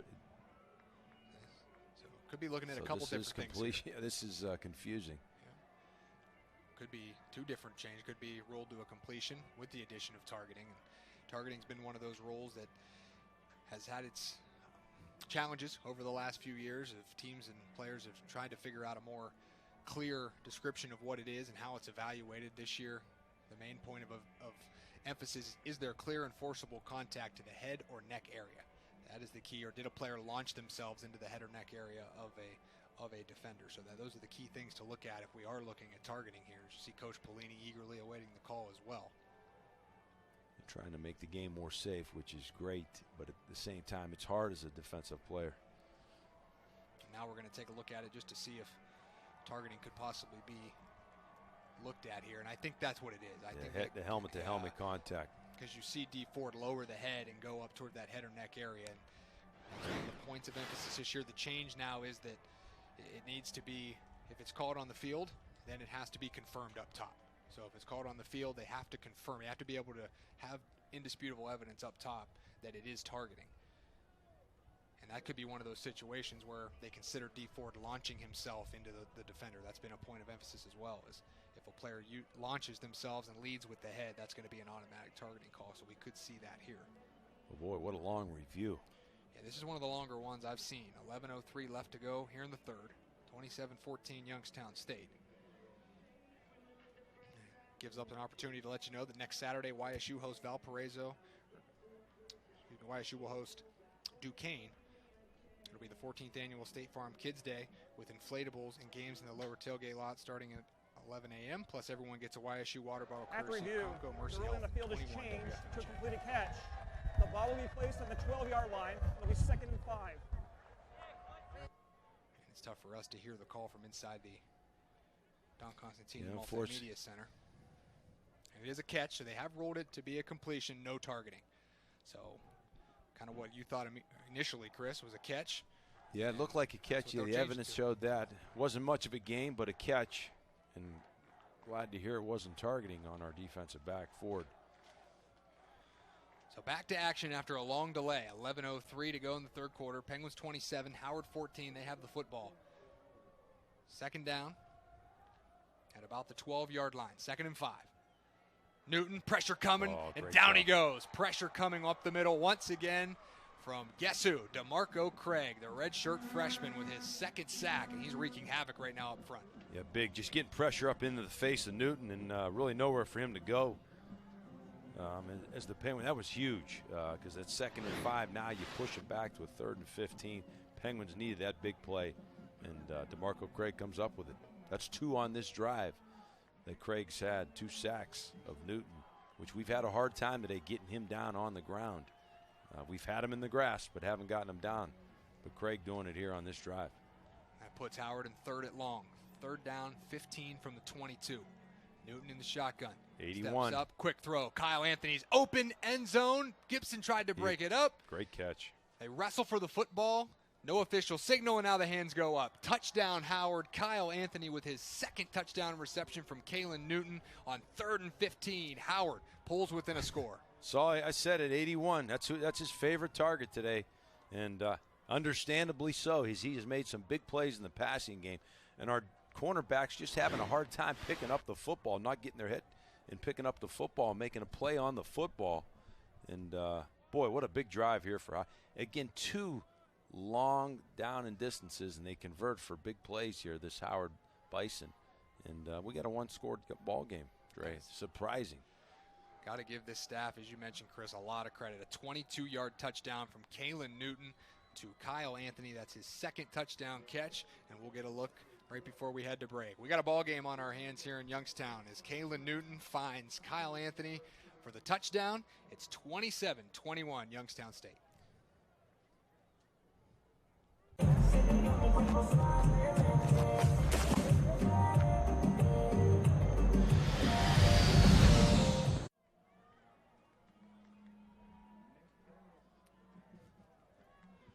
Ten minutes to go in the third quarter as Howard comes out with a 7-play, 47-yard drive that was capped by a 22-yard touchdown pass from Kalen Newton to Kyle Anthony to pull the Bison within 6, 27-21. And Chris, we've talked about it a lot throughout the broadcast, a game that many thought Youngstown State would win easily. We got a great ball game on our hands here in the second half.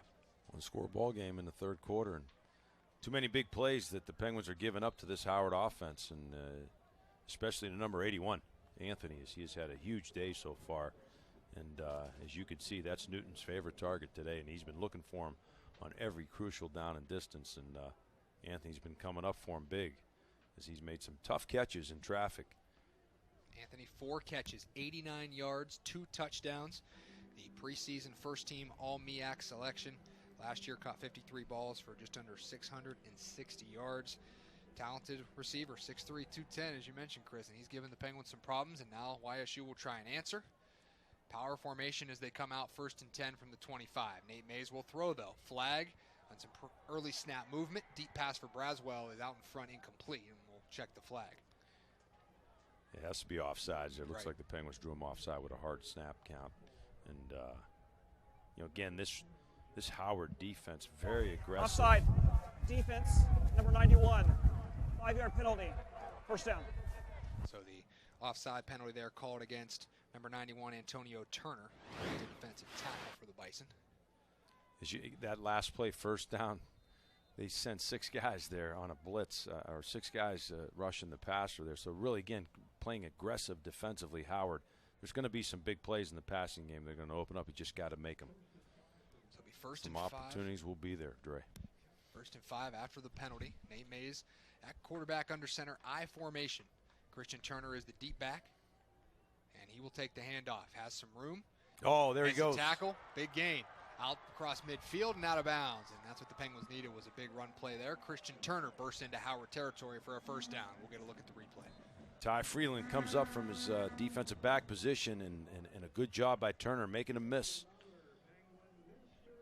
Really just a simple isolation play there, and defensive back, again, they're playing real aggressive as their defensive backs are about 3 yards from the line of scrimmage. First down, another flag flies early. That should be another offside penalty. Mays looking to take advantage, and he finds Samuel St. Cyrin. Great job by Mays to recognize the offside, take a shot deep, and St. Cyrin with the catch at the 6-yard line. It'll be 1st and goal, Youngstown State. And we've had success today, Dre, with the early down offside passes because defense, this team number 92, is committing so much to stop the run. First down. And you got St. Cyrin really running free safety late, getting over. And Cyrin making a good catch right on the boundary there. St. Cyrin was the Youngstown State leading receiver in the opener at Sanford, had 5 catches for 93 yards and a touchdown. And a big play there to set up 1st and goal. That was a 38-yard connection after the 26-yard run by Turner. 1st and goal at the 6 as Youngstown State looking to answer the Howard touchdown on the previous possession. Under center, power formation, handoff to the big powerful back Braxton Chapman, and he falls forward to about the 3-yard line, so a gain of about 3. Yeah, boy, hard blitz by Howard off the corner there. And Benio, who's like an H-back for the Penguins, lined up in the fullback position to lead it. And good job by Chapman, really, to make a man miss and get some yards out of that place. Boy, Howard just got a lot of guys committed to stop the run here. Back to the I formation. Chapman looking for the end zone, cut down short as he picked up only about a yard. So a nice job by the Howard front. Number 9 on the defense. To hold up. Helmet. Must sit out for 1 play. Rodney Denard, the defensive back, loses his helmet, has to come out. And he was in the middle of that defensive line there to make that play. And that's a defensive back playing up tight. And again, that's the aggressive style that we've seen from Howard. They're really on both sides of the football. 3rd down and goal from the 2-yard line. One back is Christian Turner, who has 82 yards here so far on just 6 carries. Play action. This time, Mays going to run it in easily as they got the defender out on the boot play, and Nate Mays punches it in, and Youngstown State pushes their lead back to 2 scores, 33-21. Yeah, good call there. Just sell out the run fake inside. Turner comes out of the backfield, and the defensive player for Howard had to make a decision. Stay with Turner or commit to stop the quarterback, and he chose Turner, and Mays was able to walk into the end zone. Good answer for the Penguins. As Chris, it seemed like that time took advantage of some of that aggressiveness. A lot of people coming downhill, a little play action and get outside. Yeah, that's what you do against teams that are aggressive and flying the football. A lot of misdirection, play action, fake, things of that nature. Bootlegs, those should work because the team is really overcommitting to stop your run and really over pursuing a lot of times. And those plays are typically effective in against those types of defenses. Penguins by 2 scores. We'll be back after this. Pizza in the name. Call Pizza Hut now to pick up a large 3-topping pizza for just $7.99. No one out-pizzas the Hut.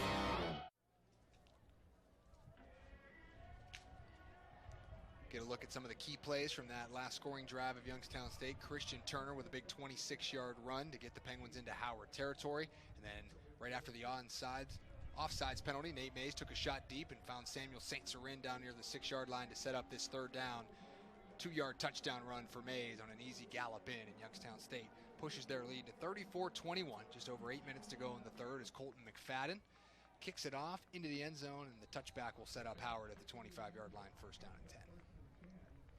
Kalen Newton, the quarterback for Howard, 13 of 20 for 231 yards and 2 touchdowns so far this afternoon. Penguins have done a nice job holding the running attack at bay, though, Chris. Only 23 yards for Dedrick Parson and 35 for Newton. So most of the damage Howard has done has been through the air. Yeah, they kind of scrapped that running attack in the 1st quarter, and they've been all Newton trying to make plays with his feet or through the air, and number 81, Anthony, being the primary target and a tough cover for this Penguin defensive backfield, as he's a 6'3" wide receiver, and he's been who Newton's been looking for.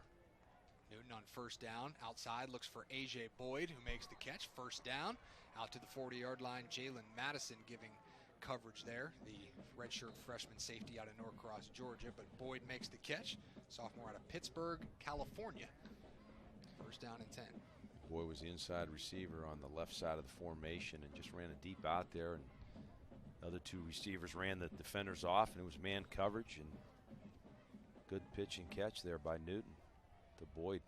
Kyle Anthony, the main target, 4 catches, 89 yards, 2 touchdowns so far today. Throwing again. Newton, this time he's picked off. D Ford, the freshman's got it, and he might take it to the end zone. 30, 25, 20, 10, 5, touchdown. Youngstown State. Flags fly behind the play, though, as Ford takes it in, but this might be coming back. I think there might be a flag on the return.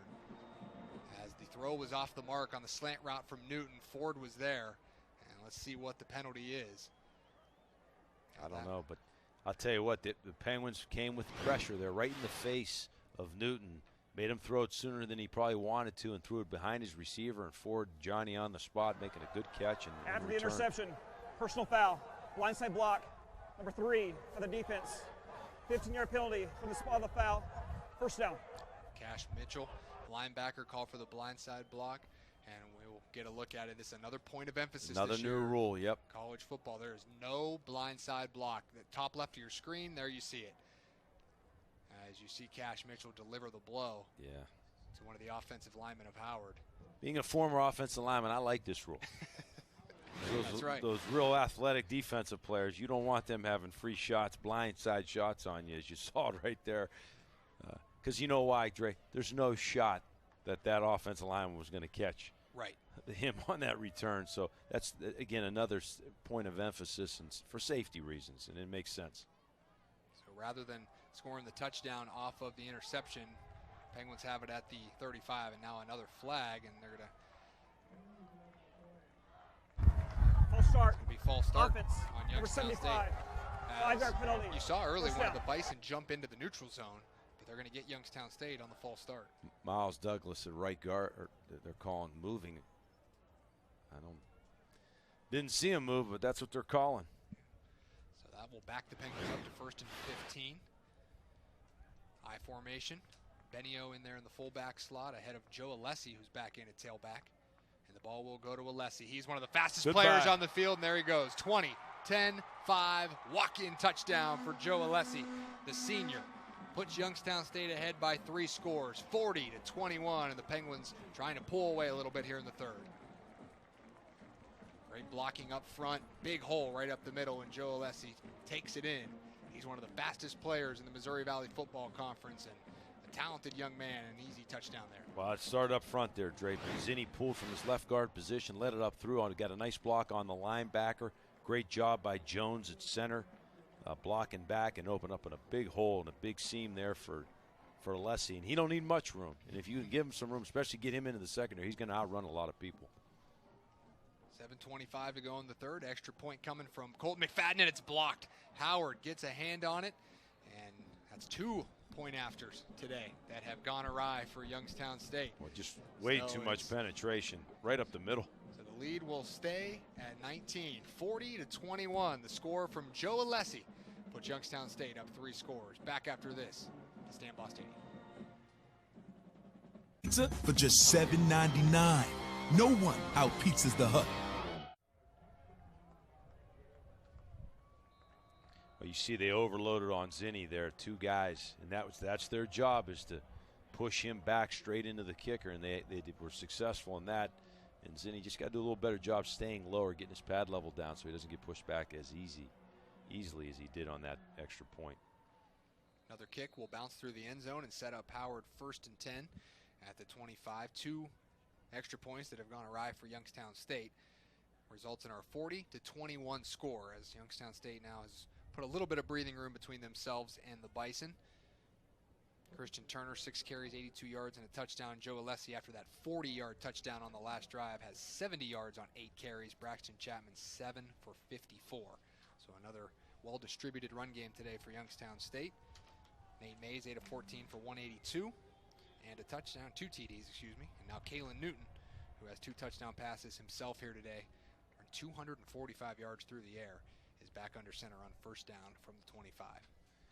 It starts on defense, Trey, with that turnover. And let's see if they can come back out with that same energy, this Penguin defense. Newton got picked off by D. Ford on the last drive. This time finds Kyle Anthony near the sideline, right at the marker, and that's catch number 5 for Anthony, and he's now up near 100 yards receiving, has 2 big touchdowns, and I've been impressed by him today, Chris. This is an offense is going to make noise once again in the MEAC for sure once they get into conference play. Again, Newton rolling out where he likes to be, outside the pocket, making plays, and guess who he looked for? Number 81, Anthony, and Anthony there. I'll tell you what, he got great hands too. He's a big receiver, runs well, but he also catches anything that's remotely close to him. Newton steps up in the pocket, has time, pocket collapses, and then he's hit hard as trailing back to get into the play was Justice Reed, the talented Number 4, the defensive defense end. must sit out for 1 play because his helmet came off. 2nd down. Reed, the transfer from Florida, who missed all of last year with an Achilles injury. And you see when he's healthy and on the field, he is quite the difference maker. He imposed some justice there on Newton. He had 2.5 sacks in the opener against Sanford to go along with 5 tackles. And they really feel like he is a big-time NFL prospect. He'll actually have another year of eligibility after this season. I don't know if you remember the season 2 years ago when he was in the lineup. This Youngstown State football team was as good as any team in the country. He got hurt, and that's when the season kind of went sideways. He is no doubt one of the best pass rushers in the FCS. Newton, another timing throw near the sideline to Kyle Anthony once again. Well, after the sack, he comes back. Newton right now makes a big play again through the air, finding his favorite receiver. And making it a 3rd and 1 here. So I tell you what, this Newton, he's been hit a lot today, but a tough kid and really showing some poise in sitting in the pocket there, making a good throw to Anthony. Let's see if this Penguin defense can come up here on his 3rd and short. You saw there last year, again, 15th in the FCS in total offense at 470.8 yards per game for this Howard offense. This is an explosive offense. You think when they get Jaquez Ezzard back, their other talented receiver, their leading receiver, they're going to be lethal. And they're on a 3rd down and short, able to push it forward and pick up the 1st down. As Dedrick Parson sticks his nose in there and picks up the 1st down. Nice job by the interior of that offensive line, getting a little bit of push there to allow Parsons to sneak through and get the yard that he needed to get that 1st down. But it was the 2nd down play, the pass play, where they were, after the sack, to get a 12-yard gain, good throw and catch. So good balance out of this offense of Howard today, as they've been able to have some success running it and throwing it. It's the Howard team that went 4-6 a year ago. It was a roller coaster season. Here's a deep throw from Newton, looking for Anthony, and again almost went up and high-pointed the football, but that time D. Ford, and you see him celebrating that time, able to force the incompletion. A little bit high of a throw, but Anthony could have reeled that one in as well. I said in the first half we saw he does a great job of using his body to shield himself the ball from the defender, and he did it again there. He just couldn't hold on to that football. And I'll say this about Newton: he gives his receivers an opportunity to make a play. As he did it there, he gets it up high and gives them a chance. He recognizes the man coverage and gives his receivers a chance to make a play. Newton, the Mid-Eastern Athletic Conference MEAC Player of the Year on offense a year ago. Preseason third-team All-American. Walter Payton Award preseason watch list is one of the best in the country. And here he is around the edge trying to get the corner. Run out by Kyle Hedges, the senior safety of Youngstown State. Another first down for the Bison as they're on the move again. Yeah, the read option here, and defense end commits. Newton keeps it, and he's got nothing but green grass out in front of him. Newton had a great game last year in the season opener at Ohio, had 532 total yards, 439 of which came through the air, 4 total touchdowns as Howard lost that game to the Bobcats 38-32. So this is a team that can hang in there with some good competition aside from that tough season opening loss a week ago. And here's a mishandled snap. Newton, though, able to corral it and at least keep possession for his team, and here comes a 55 going to be coming out of the game right there. That was a punch from DeMarco Craig, who it's unfortunate because he's had a great afternoon on defense, and that'll get you every time. Unsportsmanlike conduct, defense, number 55. And this is first of the game. 15-yard penalty, automatic first down. Well, Dre, you said earlier he has violent hands, and he showed it right there. You don't want to hear it in that context, that's for sure, but that. Right there you see it as Craig puts the hands up high on, I believe that's Parson, the running back. Yeah, no reason for that. Again, just another costly penalty here to allow Howard to continue to advance down the football field. Just keeping them around defensively. You just got to be more disciplined. Personal foul makes it 1st and 10 at the 31. Newton off the play action, looking deep. That pass is too high and out of bounds. It'll be 2nd down with 4 minutes to go here in the 3rd quarter. Yeah, good coverage out there by Johnson, Turner Johnson for the Penguins.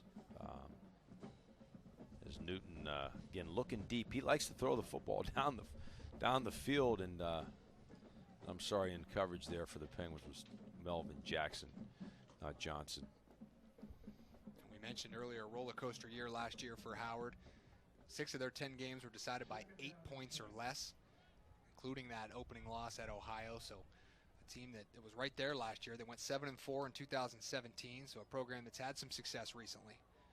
And the run play here to the left side quickly met as Ray Anderson was in there along with Antoine Cook and Vinny Gentile, a freshman defensive tackle. 2 local products there on that tackle, Gentile, and then also we saw Ray Anderson, actually teammates in high school, both played for Youngstown Cardinal Mooney, doing a good job defensively. We've called Ray Anderson's name several times today. He's doing a good job at that middle linebacker position for the Penguins. Anderson, the sophomore out of Youngstown. You mentioned Cardinal Mooney High School, of course, the alma mater of head coach Bo Pelini and a number of members of this coaching staff at Youngstown State. Here's Newton, going to keep it off the read option and not having it that time. I believe that's Malik Richmond. Better job there, staying it, not falling for that run fake. Staying with the quarterback and making the play. Richmond yanks him down. Senior defensive end, who's had a strong day here today. And it's quite a formidable defensive end group for Youngstown State with Richmond on one side and Justice Reed on the other. Yeah, Richmond has played well. They forced a fumble early in this game that the Penguins recovered. And it's hard in the position. The defense end position is a tough position to play with this run. You see these run and shoot style offenses, these spread offenses where they like to run that read option. They have to be disciplined. Pressure on Newton, trying to get out of the pocket and able to get up near the marker, but going to come up a little bit short as a number of Penguins were in there. Kyle Hedges, Teray Bryant in there on the tackle, and it'll bring up 4th down.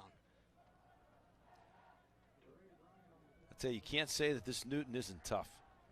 He knew right there where the markers were and put his head down and did everything he could to get to it. Just came up a little bit short. That was 4th and 5 and came up a yard short, so it will be Youngstown State football with the turnover. And we mentioned the balance in the run game for Youngstown State, a number of different players getting involved, and we'll take a look at some of the highlights from that season opening win in Alabama against Samford as Christian Turner was right there leading the way as he ran for 80 yards on 13 carries and a touchdown. And you also had Braxton Chapman get in the mix, Joe Alessi, London Pearson. You just get a look at some of the success that YSU had in the run game. And they will continue that here as Braxton Chapman with the carry. He's got plenty of room. He may go midfield 50, now to the 40, goes to the 30, 20, 15, 10, 5, touchdown, Youngstown State. Braxton Chapman out of Farrell, Pennsylvania. And now Youngstown State starting to pull away. Right on cue with the run game, Chris. How about the last two plays from scrimmage? Just straight run plays right up the middle, and huge holes and showing some speed. Chapman, the 220-pound running back out of Pennsylvania, creating some separation, getting to the end zone. And the Penguins, that offensive line starting to just lean on that lighter defensive line of Howard and just wearing them out here in the second half. And it's shown on the scoreboard as the Penguins, I was going to say after they make this extra point, but it's been questionable today.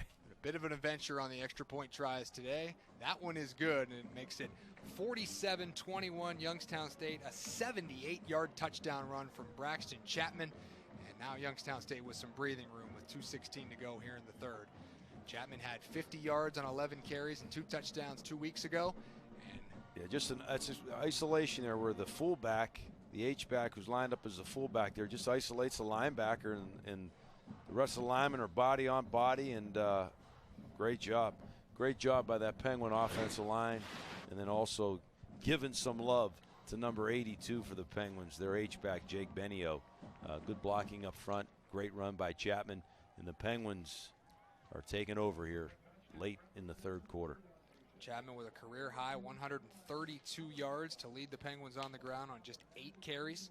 Christian Turner's got 82 on 6 carries. Joe Alessi 70 on 8 carries. So the running game again shining here this afternoon for Youngstown State.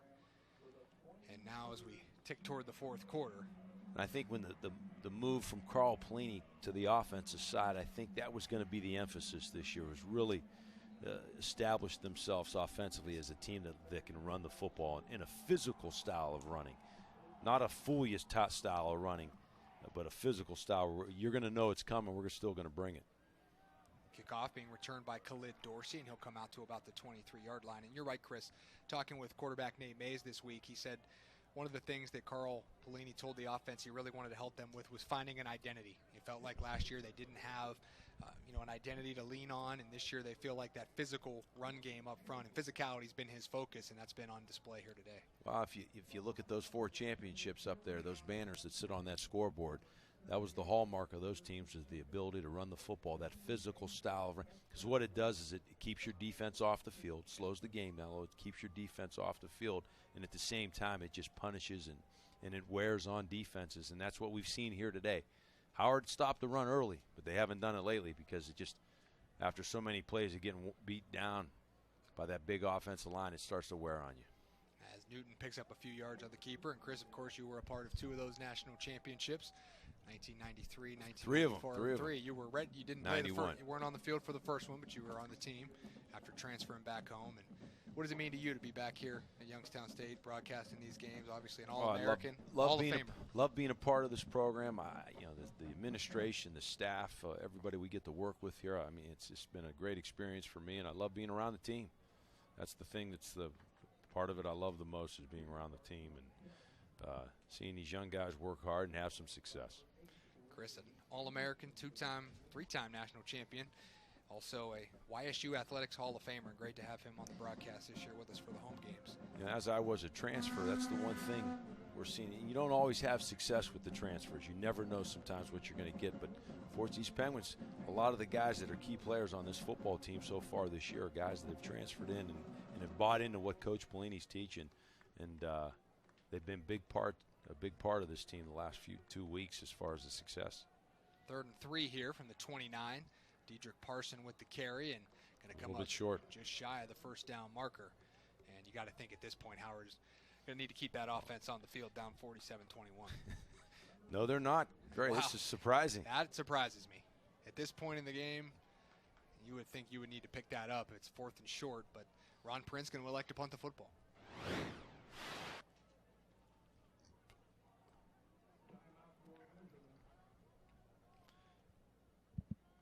Onto the field to punt once again will be Isaiah Moore, the junior. Punted 13 times in the opener at Maryland. Had 2 of over 50 yards and a long of 72. So he had that leg in the ice bath, I could tell you that much. 13 times. That is a wow strong work day for the punter. And they are going to measure here just to make sure, and it does look like it is short. So Moore will punt it away. Back deep for the Penguins is Jake Coates, another local product out of Warren, JFK.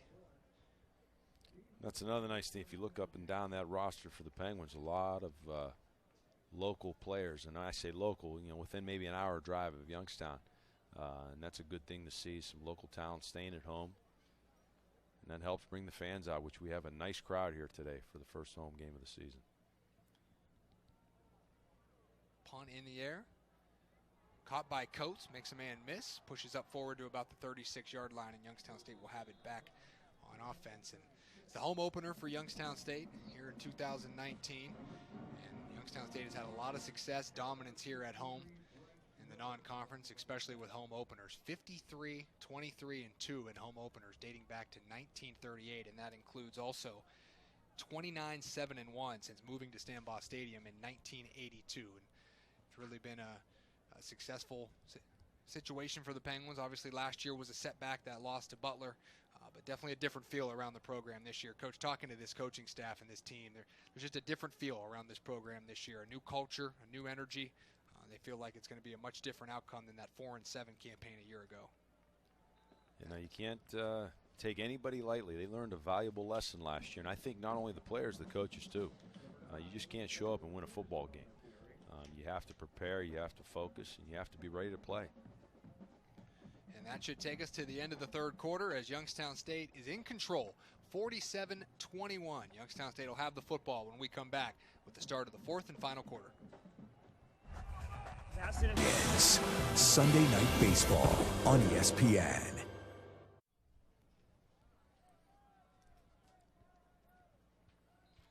Youngstown State with the football.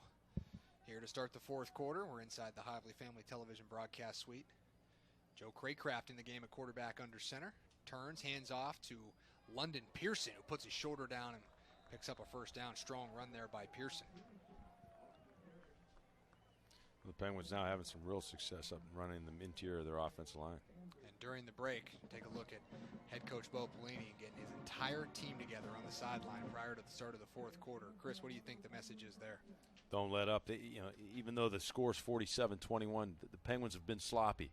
They've made some mistakes at times, and he's just trying to tell them, hey, we got to be sharp, we got to execute, and really trying to get their focus level up here to finish this game. Craycraft in the shotgun. Early fourth quarter, Penguins comfortably in front, 47-21, trying to get to 2-0.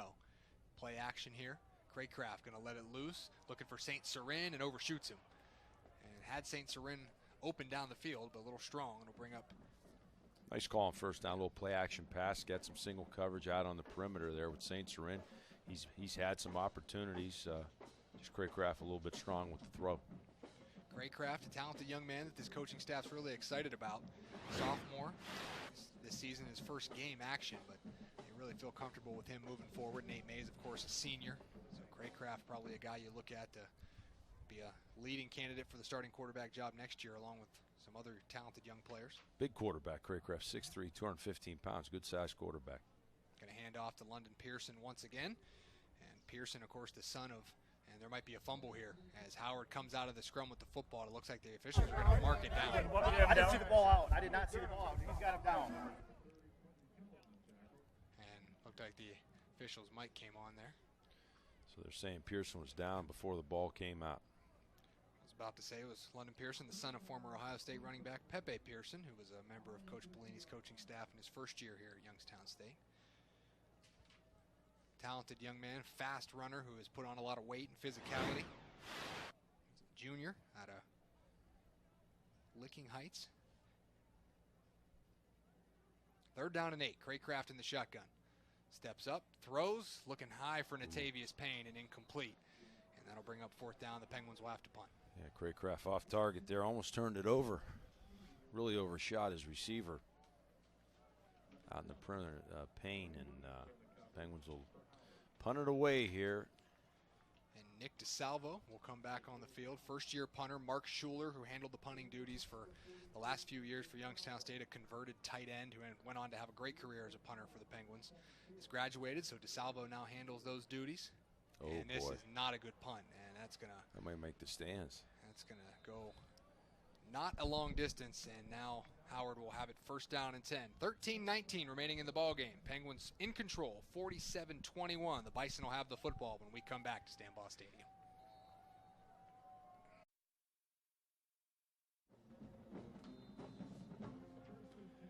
Just over 13 minutes remaining in the ball game. YSU 47, Howard 21. And the Bison have the football back. Kalen Newton with a play action. They'll move the pocket, get him outside, and that throw way off the mark, intended for his favorite target, Kyle Anthony, outside. And Chris, Youngstown State in control, but there's been some concerns for head coach Bo Pelini, and special teams would definitely be one of them. Yeah, not as sharp as he probably wants his team to beat it, even though they're winning by a convincing margin right now. They still just not executed the way they're going to need to execute if they want to be successful in conference play this year. And you can see it here with these highlights of the special teams mistakes that the Penguins have made. You can't win in this conference with those types of mistakes. And here is a sack as Newton's going to go down, and I believe it was Malik Richmond again. Oh, he's had himself a heck of a day today, Malik Richmond. Trying to impose his will out there. A big, talented player. I think there's some NFL scouts looking at him as well. 6'4". Yeah, he's 265 pounds. Yeah, it's he's a big physical defensive end. Big defense end. And we talked about it early. You know, those two lining up for the Penguins at defense end, Justice Reed and Malik Richmond. They're imposing, and they're a big part of this defense. And any success we have on the defensive side of the football, a lot of it will be because of the pressure those two are able to bring against opposing passers. Richmond now 8 tackles, a couple sacks, strong afternoon. Here's Dedrick Parson, and Ray Anderson rips him down. As also in on the tackle there was Justice Reed, the defensive end. How about that? 3rd and forever, and they run the ball off tackle. Prince may be throwing up the white flag right now. And it brings up 4th and 11. So back onto the field is Isaiah Moore to punt it away. As we tick under 12 minutes to go here in the ball game, Jake Coates will go back deep once again. You know, highlight though of special teams has been Jake Coates. He does a good job of fielding punts, although you know that doesn't always get recognized, but that's important. Nearly blocked there as a Penguin came flying in. Here's Coates going back, makes a tough catch at the 10-yard line, has a little bit of room to operate. Out over the 25, and a good tackle there in the open field for Howard, and that'll take us to break. 11:37 remaining in the ball game. Penguins in front by 26. We'll be back to Youngstown State right after these messages.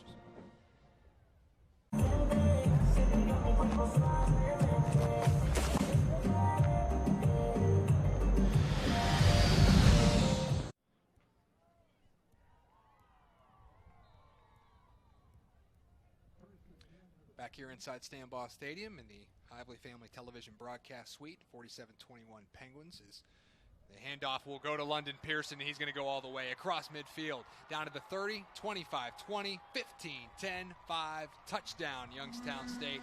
Another long scoring run, this time from London Pearson. We've seen Joe Alessi take it the distance. We've seen Braxton Chapman go to the house, and now London Pearson getting in on the party as well. And I think it's from the same play. They all three have scored from the same play, which is really pulling Zinni around from his backside guard position. And the way they've committed to stop the run, just no safeties in the middle of the field, and just opened up a huge hole for this Howard defense, and the Penguins have taken advantage of it with that simple Dave play where the backside guard pulls around and everybody else is down blocking, kicking out on the front side. And the Penguins are executing now on the offensive side of the ball, and their running game has taken over this football game. 75-yard touchdown from Pearson, and we're going to keep it here as there's a flag down on another special teams miscue. I don't know if this is offside. Snap infraction, offense, number 46. 5-yard penalty. So play the try. If you need a point of emphasis this week is when Youngstown State gets ready for Duquesne. I think there'll be a little extra time spent on special teams. Extra point for sure.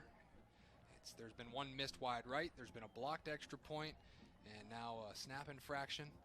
It's been a little bit of a rough afternoon in the extra point department for the Penguins. Colton McFadden will back it up.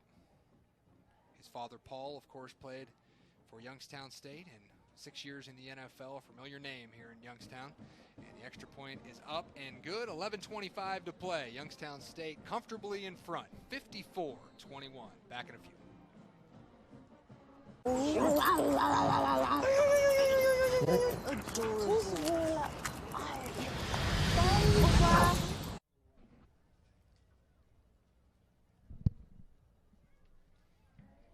get a look at London Pearson's 75-yard touchdown run as he broke into the open field. And we talked about the stable of backs for Youngstown State, and there's Alessi, Chapman, Turner, add London Pearson to the mix. And looking ahead to next week, each of these teams will be back in action as the Penguins will be back here at Stambaugh Stadium to take on Duquesne. The Duquesne team that was ranked in the top 25 coming into the season. First team All-American running back A.J. Hines. That should be a good matchup. Duquesne currently leading Walsh 20-0 in the second quarter. And also Hampton will be in action. They will be the opponent for Howard next week at a neutral site in Chicago. And they will take on Virginia Union later tonight at 6 p.m. It goes without saying all the success YSU's had recently on running the football in this game. You got to give credit to those 5 guys up front. Devon Robinson, Jordan Velez, Matt Jones, Jacob Zinni, and Dan Becker have done a fine job, along with Miles Douglas, blocking today for those Penguin backs. So Howard will get the football back, trailing 54-21 so far this afternoon. We'll see how long they want to go with Kalen Newton, and that will be it, as it seems like we do have a new quarterback coming out. And that will be Quentin Williams, a 6'4", 180-pound freshman out of Upper Marlboro, Maryland. So he will take over at quarterback. And at this point, Chris, you don't want to get Kalen Newton hurt for the rest of the season. And at this point, Howard should be handing the football off, keep the clock running. And you played better this game than you did last week, and that's the positive for Howard. Handoff here goes up the middle. And for a gain of a few, that'll set up second down as Howard still staying with their starting running back, sophomore Dedrick Parson, who was the MEAC Rookie of the Year last year. You mentioned, Chris, you think about this offense moving forward when they get into MEAC play. If you can get Jaquez Ezzard back outside with Kyle Anthony, Dedrick Parson in the backfield, Kalen Newton dual threaded offense, this is going to be a really formidable offense for MEAC opponents later this season. They got some weapons and they got some skill. Now we get a look at the backup quarterback, Quentin Williams. Some new faces in the defense also for the Penguins. That time of the game where teams get to see some other guys out on the field. Is that tackle there made by Christian Randall Posey, who's a veteran, senior out of Pittsburgh, Pennsylvania, played at Penn Hills High School. He wraps down the running back, and it'll bring up a third down for this Howard offense. Sharif Bynum in end for the Penguins, along with number 97, James Jackson, as Penguins again getting some backups in here to finish this football game. Williams back to throw for the first time. Quick little wide receiver screen goes outside to Dooley, and he'll push forward to the 35 and pick up a first down. Play call there, get the ball quickly out of the hands of Quentin Williams. A rhythm throw for the quarterback fresh into the game. Wide receiver screen, get some linemen out there to lead the way, and enough to get a first down here for Howard to move the chains and keep that clock churning. Youngstown State defensively today, led by Malik Richmond, 8 tackles, 7 for DeMarco Craig, 6 for Kyle Hedges, the safety. As a lot of those guys now getting a rest here late in this fourth quarter. Under 10 minutes to play in the game. Williams, hands off, and up into the pile for just a couple of yards. Vinny Gentile on the tackle for the Penguins, number 54. Getting a lot of new faces on the defense here for the Penguins. In the game, it's safety. Jalen Madison, who's seen a lot of playing time so far, also in for the first time. Sam Warren. Where's number 19, the sophomore out of Aurora, California. Also see Teray Bryan in there at linebacker. Where's number 16? He actually started the home opener a year ago at safety. That's how banged up YSU was in the secondary a year ago. They were starting linebackers in the secondary. Williams, that throw, nobody home, but a flag does come in. They're going to get Youngstown State for a defensive holding or pass interference here. There will be defensive holding against Youngstown State. We'll get a look at it here. See Williams off the play action, rolls out, another athletic quarterback. Holding. Defense, number 21. 10-yard penalty to the previous spot. Automatic first down. Madison read and run there and got a little nosy. And the receiver, he had no choice but to reach out and grab him as the receiver was breaking through. And we'll update you on some other scores from around the Missouri Valley Football Conference. Of course, Youngstown State plays in that's ever difficult, challenging Missouri Valley Football Conference. Handoff there goes for about nothing as Youngstown State stuffs that play. Currently at halftime, Southern Illinois is on the road at UMass, leading 17-13. North Dakota State in a rivalry game leading in-state North Dakota 21-7 at the half. Western Illinois is at Colorado State, trailing 14-6 early second quarter. And an interesting score, Indiana State at home falls 42-35 to Dayton here today. And that's a tough loss for Indiana State early in the season, a team with some high expectations coming off a really good year last year. And off a good game last week against Kansas where they lost by a touchdown. Yeah, very surprising. Another run play there for not much at all. And Chris, you looked at the first couple weeks of the season. Minnesota was taken to the brink by South Dakota State. You mentioned Kansas, everything they could handle with Indiana State. Also, Northern Iowa takes Iowa State, a nationally ranked Iowa State team, to 3 overtimes. And we know what North Dakota State is year in, year out. This conference just never lets up year after year. By far, at the FCS level, this conference is the best. The Missouri Valley Conference is the best football conference at the FCS level. It's without question. Well, you've had the national champion come out of that conference 7 out of the last 8 years. 3rd down and 10 as we tick under 8 minutes to play. Williams flushed out of the pocket, has some room to run. Nice move there as he shakes Christian Randall Posey and then brought down by Teray Bryant at about the 37, 38-yard line. But a nice run there by Quentin Williams, the young freshman quarterback. And you can see the type of quarterback that this program recruits, athletic guys who can hurt you with their arm and their legs. Gave me a nice move on Posey.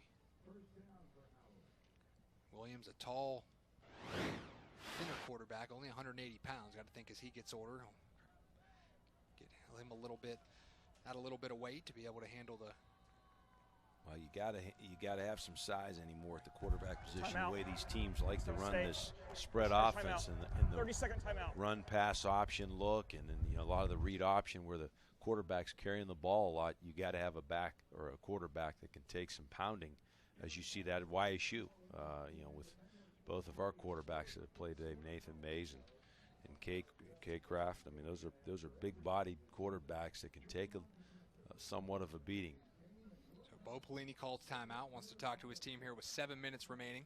54-21 Youngstown State. And the biggest thing with this program, Youngstown State, that is, coming into this season was, and we mentioned it earlier, just a whole new culture. Felt like last year they didn't handle adversity well. There was some negativity after that loss to Butler in the season opener, and they brought in a new strength coach this year, Terry Grassetti, and his coaching staff has given him a lot of credit in changing this culture and really feel like there's a great year ahead of them. Obviously on their way to a second win of the season here today as that pass is complete outside, going to be short of a first down. Well, to me, it's like a sense of urgency. Right. You get that feel from the staff and from the players because of the last two seasons being disappointing. Knowing they have the talent to probably get into the playoffs. So this year, coming out with a different attitude that you can't take it for granted. You got to be ready to play week in and week out. And so far, so good. 2nd down and 3 after that completion. Williams in the shotgun. 6.5 minutes to play. And a host of Penguins there to meet the ball carrier. Not much doing at all. And that will make it 3rd down and about 4. They probably, if anything, lost a yard there. Get a look at this play. And again, that was actually Khalid Dorsey, I believe, on the carry, the backup running back. Sophomore out of York, Pennsylvania. Sharif Bynum on the tackle for the Penguins. It gives you an idea how deep the defensive line is for Youngstown State. Sharif Bynum led Youngstown State a year ago with 11.5 tackles for loss and 4 sacks, and he's a backup this year behind Richmond and Reed. That ball delivered nicely to Kyle Anthony, who continues to have a successful afternoon as Williams hits him on the run, and that will move the change for the Bison. Again, this offense predicated on getting that quarterback out of the pocket as much as they possibly can, and that's where these quarterbacks have been comfortable today, and their number 1 targets have been Anthony. 9 catches, over 100 yards for Kyle Anthony. Quick throw out to the outside, D Ford in there on the tackle. Catch made by Justin Dooley, and an injured player down on the field for Youngstown State.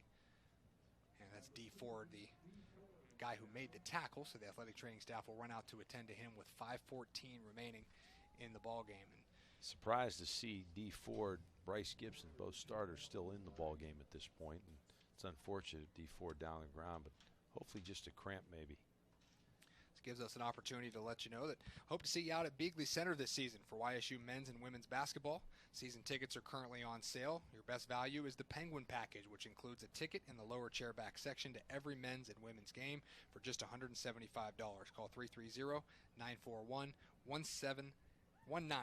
or go to ysusports.com to reserve your seats. As D Ford able to get up and head off the field under his own power, Howard will go back to work, 2nd down and 6 from the 17-yard line as they try and build some confidence here toward the end of this game, as they'll fall to 0-2 after a loss at Maryland last week. Youngstown State's going to move to 2-0, sets up a game next week with Duquesne. That should be a pretty good matchup here at Stambaugh Stadium. Here's Khalid Dorsey, again met right in the middle. I think that was Vinny Gentile, the freshman defensive tackle, who met him first. Looked like Sharif Bynum also there. Also Griffin Hoke, backup linebacker, in there making the play. And the number of backups for both teams now getting some work late in these games. And, you know, Chris, teams probably, you've played yourself, teams look at this time as, you know, people call it garbage time, but this is really valuable for those guys on the lower on the depth chart to get this time. Well, you're getting guys some playing experience that, hey, may be called on later on down the road in an important part of a football game. So this experience is valuable. Williams with a nice throw over the middle to Anthony, who makes a difficult catch and near the goal line. As the one official does signal touchdown, we do have a flag down as well. We will check that to see what the final result is. Where that flag was thrown, more than likely defensive pass interference. This is a lot of velocity on that throw on the run for How about Williams. the catch? A heck of a catch Holding. by Anthony. Defense, number 16. That penalty's decline. Pull the play. It's a touchdown. It's a touchdown. Kyle Anthony, 3rd touchdown of the afternoon. You got him on your fantasy team, don't you, this week? That is not a bad afternoon for Kyle Anthony. He's going to be quite the problem for defenses moving forward throughout the rest of Howard's schedule. Great body control to go up kind of behind him and high to make the catch, come down and score. You said it, he's a big target, 6'3". I mean, he's got great hands and he can run. Really talented wide receiver. Extra point on the way. Up and good. Kyle Anthony, 10 catches, 146 yards, 3 touchdowns here today. So definitely some positives for Howard to take out of this game. And the score is 54-28 Youngstown State. And we'll take a look at the passing game for Howard today that has been very successful through the air.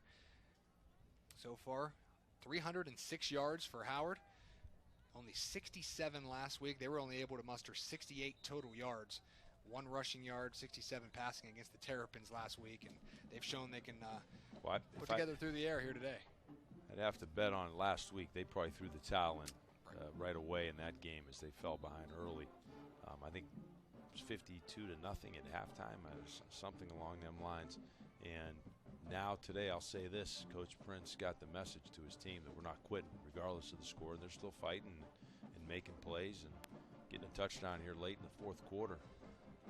Conversely, Youngstown State, 416 rushing yards here today, the 7th most in a single game in school history. So, wow, a couple of teams doing it different ways, but a lot to take, I think, for both sides moving forward, because Howard is definitely going to be a formidable passing team for the rest of the season, and Youngstown State has established that identity that we talked about. Carl Pelini coming back after spending last year as the defensive coordinator at Bowling Green. Howard.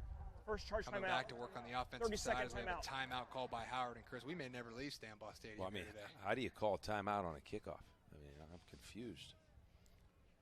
As this game started at 2 o'clock, we're over the 3-hour mark here as we'll look at that rushing number again. As Youngstown State has been dominant on the ground, had 227 rushing yards in the season opener against Samford 2 weeks ago. And Braxton Chapman, 8 carries, 132 yards and a touchdown. London Pearson, 4 carries, 89 yards, touchdown. Christian Turner, 6 totes for 82 yards, 1 touchdown. Joe Alessi, 8 carries, 70 yards, 2 touchdowns.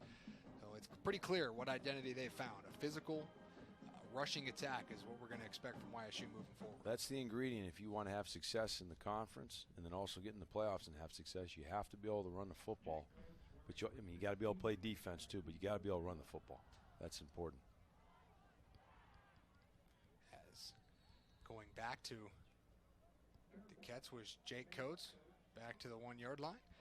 And we'll take a look at some of these rushing plays here today. There's been a lot of big plays. You see Christian Turner getting in the mix early, the junior. He was just the first to get involved, a number of long rushing plays for the Penguins. And the first touchdown of the game for YSU, Joe Alessi punched it in. Later in the game, Turner got in the act, also getting in the end zone. And of course, Braxton Chapman. Here's Turner again. You see bouncing off contact. I think that's a huge thing this coaching staff is excited about, that a lot of yards after contact. Physical run game. Nate Mays had a short touchdown run. Joe Alessi showing his speed, and it's been a little bit of everybody here today. As London Pearson, who had a 75-yard gallop on the last drive, carries there for just about a yard. And the impressive part of it all in this running attack is the number of backs that can carry the load. With a mixture of size and speed in that backfield, that's going to be tough for opposing defenses to prepare for, because when you can send in back after back that can beat you, especially hit the big home run against you like these three primary backs we have can, I mean, that's going to be hard to stop for an opposing defense. Coach Pelini said it's going to be a little bit different each game, who gets more carries, who's featured based on the game plan, but he loves the depth, loves the ability to use different guys, as Craycraft there keeps it for just a couple yards. And then you throw in the ability for the quarterbacks to also run with the football. It creates a lot of things for defenses to prepare for. But you're right, Chris. You look at the Missouri Valley Football Conference, North Dakota State, Northern Iowa, South Dakota State, these perennial powers in the conference, always able, Illinois State, always able to run the football, always have a power attack to go along with the other elements of their offense. Yeah, I mean, that's a trait of all those teams is really a physical style of running. Not just that spread you out, like I said, now read option stuff. They'll come at you. They'll get under center, go I formation, and just physical football. Off the misdirection, little drop pass to Pearson from Craycraft, not going anywhere. As a host of Bison were there. Quentin Hill and a number of others there to make the play. And that'll bring up fourth down. It should be a punting situation for Youngstown State.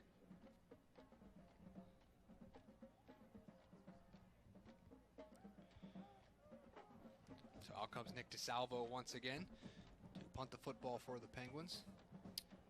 And so far here today, DeSalvo's punted 3 times, a 24-yard average. The last one was not the greatest punt that you'll see. Hopefully he can get back on track here today. Salvo, another local product out of Austintown. Fitch handles the snap, and that one definitely much cleaner as it'll head out and out of bounds right about the 40-yard line, and they'll mark it off up near. Actually, they'll come all the way up to midfield and mark it off. No, wow. That was not a good punt. From our vantage point, that did not. No, that was not. There must be something he likes over on that sideline, because he's hit a few. And we'll take a look at the non-conference success. Home openers, we mentioned earlier, 53, 23, and 2 in home openers dating back to 1938. That number will, of course, increase to 54 wins since that time. And last year, with that loss to Butler, Youngstown State had won 20 straight home openers. So good to get back on track in front of the home crowd here today. And it was a great crowd at Stambaugh Stadium. Yeah, it was. Very impressive. The student section, just a number of students attended today's game, and that's always a great thing when you can get the students involved and a part of this wonderful atmosphere here at Youngstown State. Quentin Williams, the backup quarterback, off the keeper, and a flag flies. You know, we've traveled, Dre, to all over the place, especially the conference, all those beautiful stadiums. But I'll put this Stambaugh Stadium up against all of those. This is a beautiful facility. Now with this new Don Constantini Multimedia Center, I mean, it's gorgeous. I mean, this is really a great place to play, and it makes a difference in the recruiting. It makes a difference, and if you want to attract kids to come play here, you got to have the facilities. And Youngstown State has done a great job. Athletic Director Ron Stroll of really upgrading all of the facilities here, and what a wonderful campus and a beautiful, beautiful school to attend. And I tell you what, you're still a student here, aren't you, Dre? Just graduated in May. That's right. Yep. Just graduated. So just finished the. You know how nice it is then. Yep. Great to be back here now as a staff member. And there's a fumble on the play as it's on the ground. It looks like one of the Penguins was in there to recover. And I think that was Bryce Gibson who fell on the football, starting corner, who's still in the game here late. Comes away with it, and Youngstown State will have it back. Field. It's a fumble recovered by the defense. First down. Looks like that fumble was caused by, was it Malachi Newell? Malachi Newell, the backup linebacker. Nice job. A player who came off an ACL injury a couple years ago. Good to see him healthy out there making plays. And Gibson gets the fumble recovery, and now Youngstown State can run the football and run this clock out and have to get ready for Duquesne next week. Youngstown State will host Duquesne next week here, then have a bye week, and then welcome Robert Morris for their final non-conference schedule, for their final non-conference game before heading to Northern Iowa, as they will look at this one. Initial hit made by Stephen or Jalen Madison, and Newell just cleaned it up with jarred that ball loose from behind, and the Penguins recover. And the Penguins, I believe, with 4 turnovers today, if I'm correct. Yep. And to match 4 last week as well. You know, that's coming off of last year when turnovers were hard to come by for the Penguins. That's a positive sign for this defense, getting after it, causing turnovers. And really that turnover in the first half changed a lot of the momentum of this football game for the Penguins.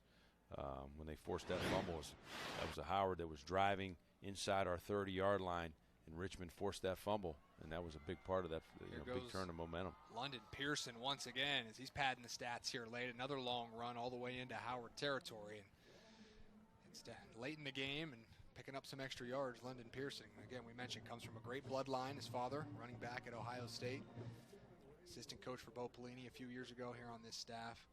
Nick McKissick-Luke, who's the running backs coach for Youngstown State, does a great job, and you've seen the depth and talent that they have in the backfield.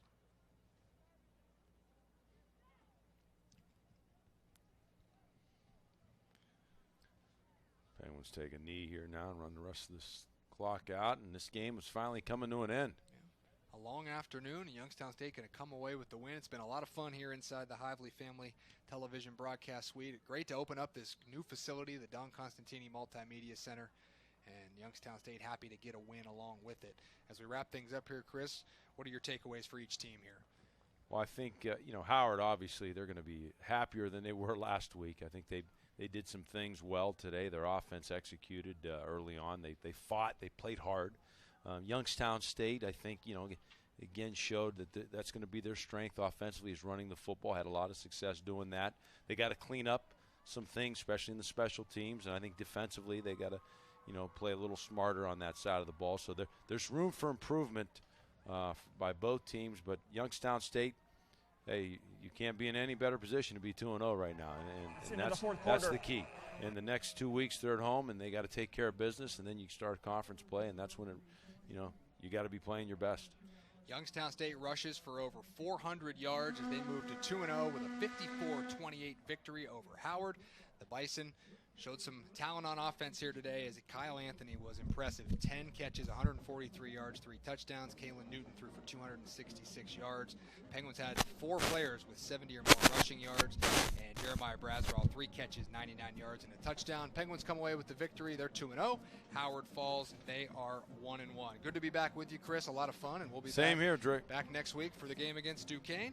For Chris Samarone and our entire crew, I'm Dre Smith saying so long from the Hively Family Television Broadcast Suite here inside the Don Constantini Multimedia Center, where the final score is 54-28 Youngstown State. All games airing on the ESPN networks are streaming live and archived on the ESPN app. This has been a presentation of ESPN.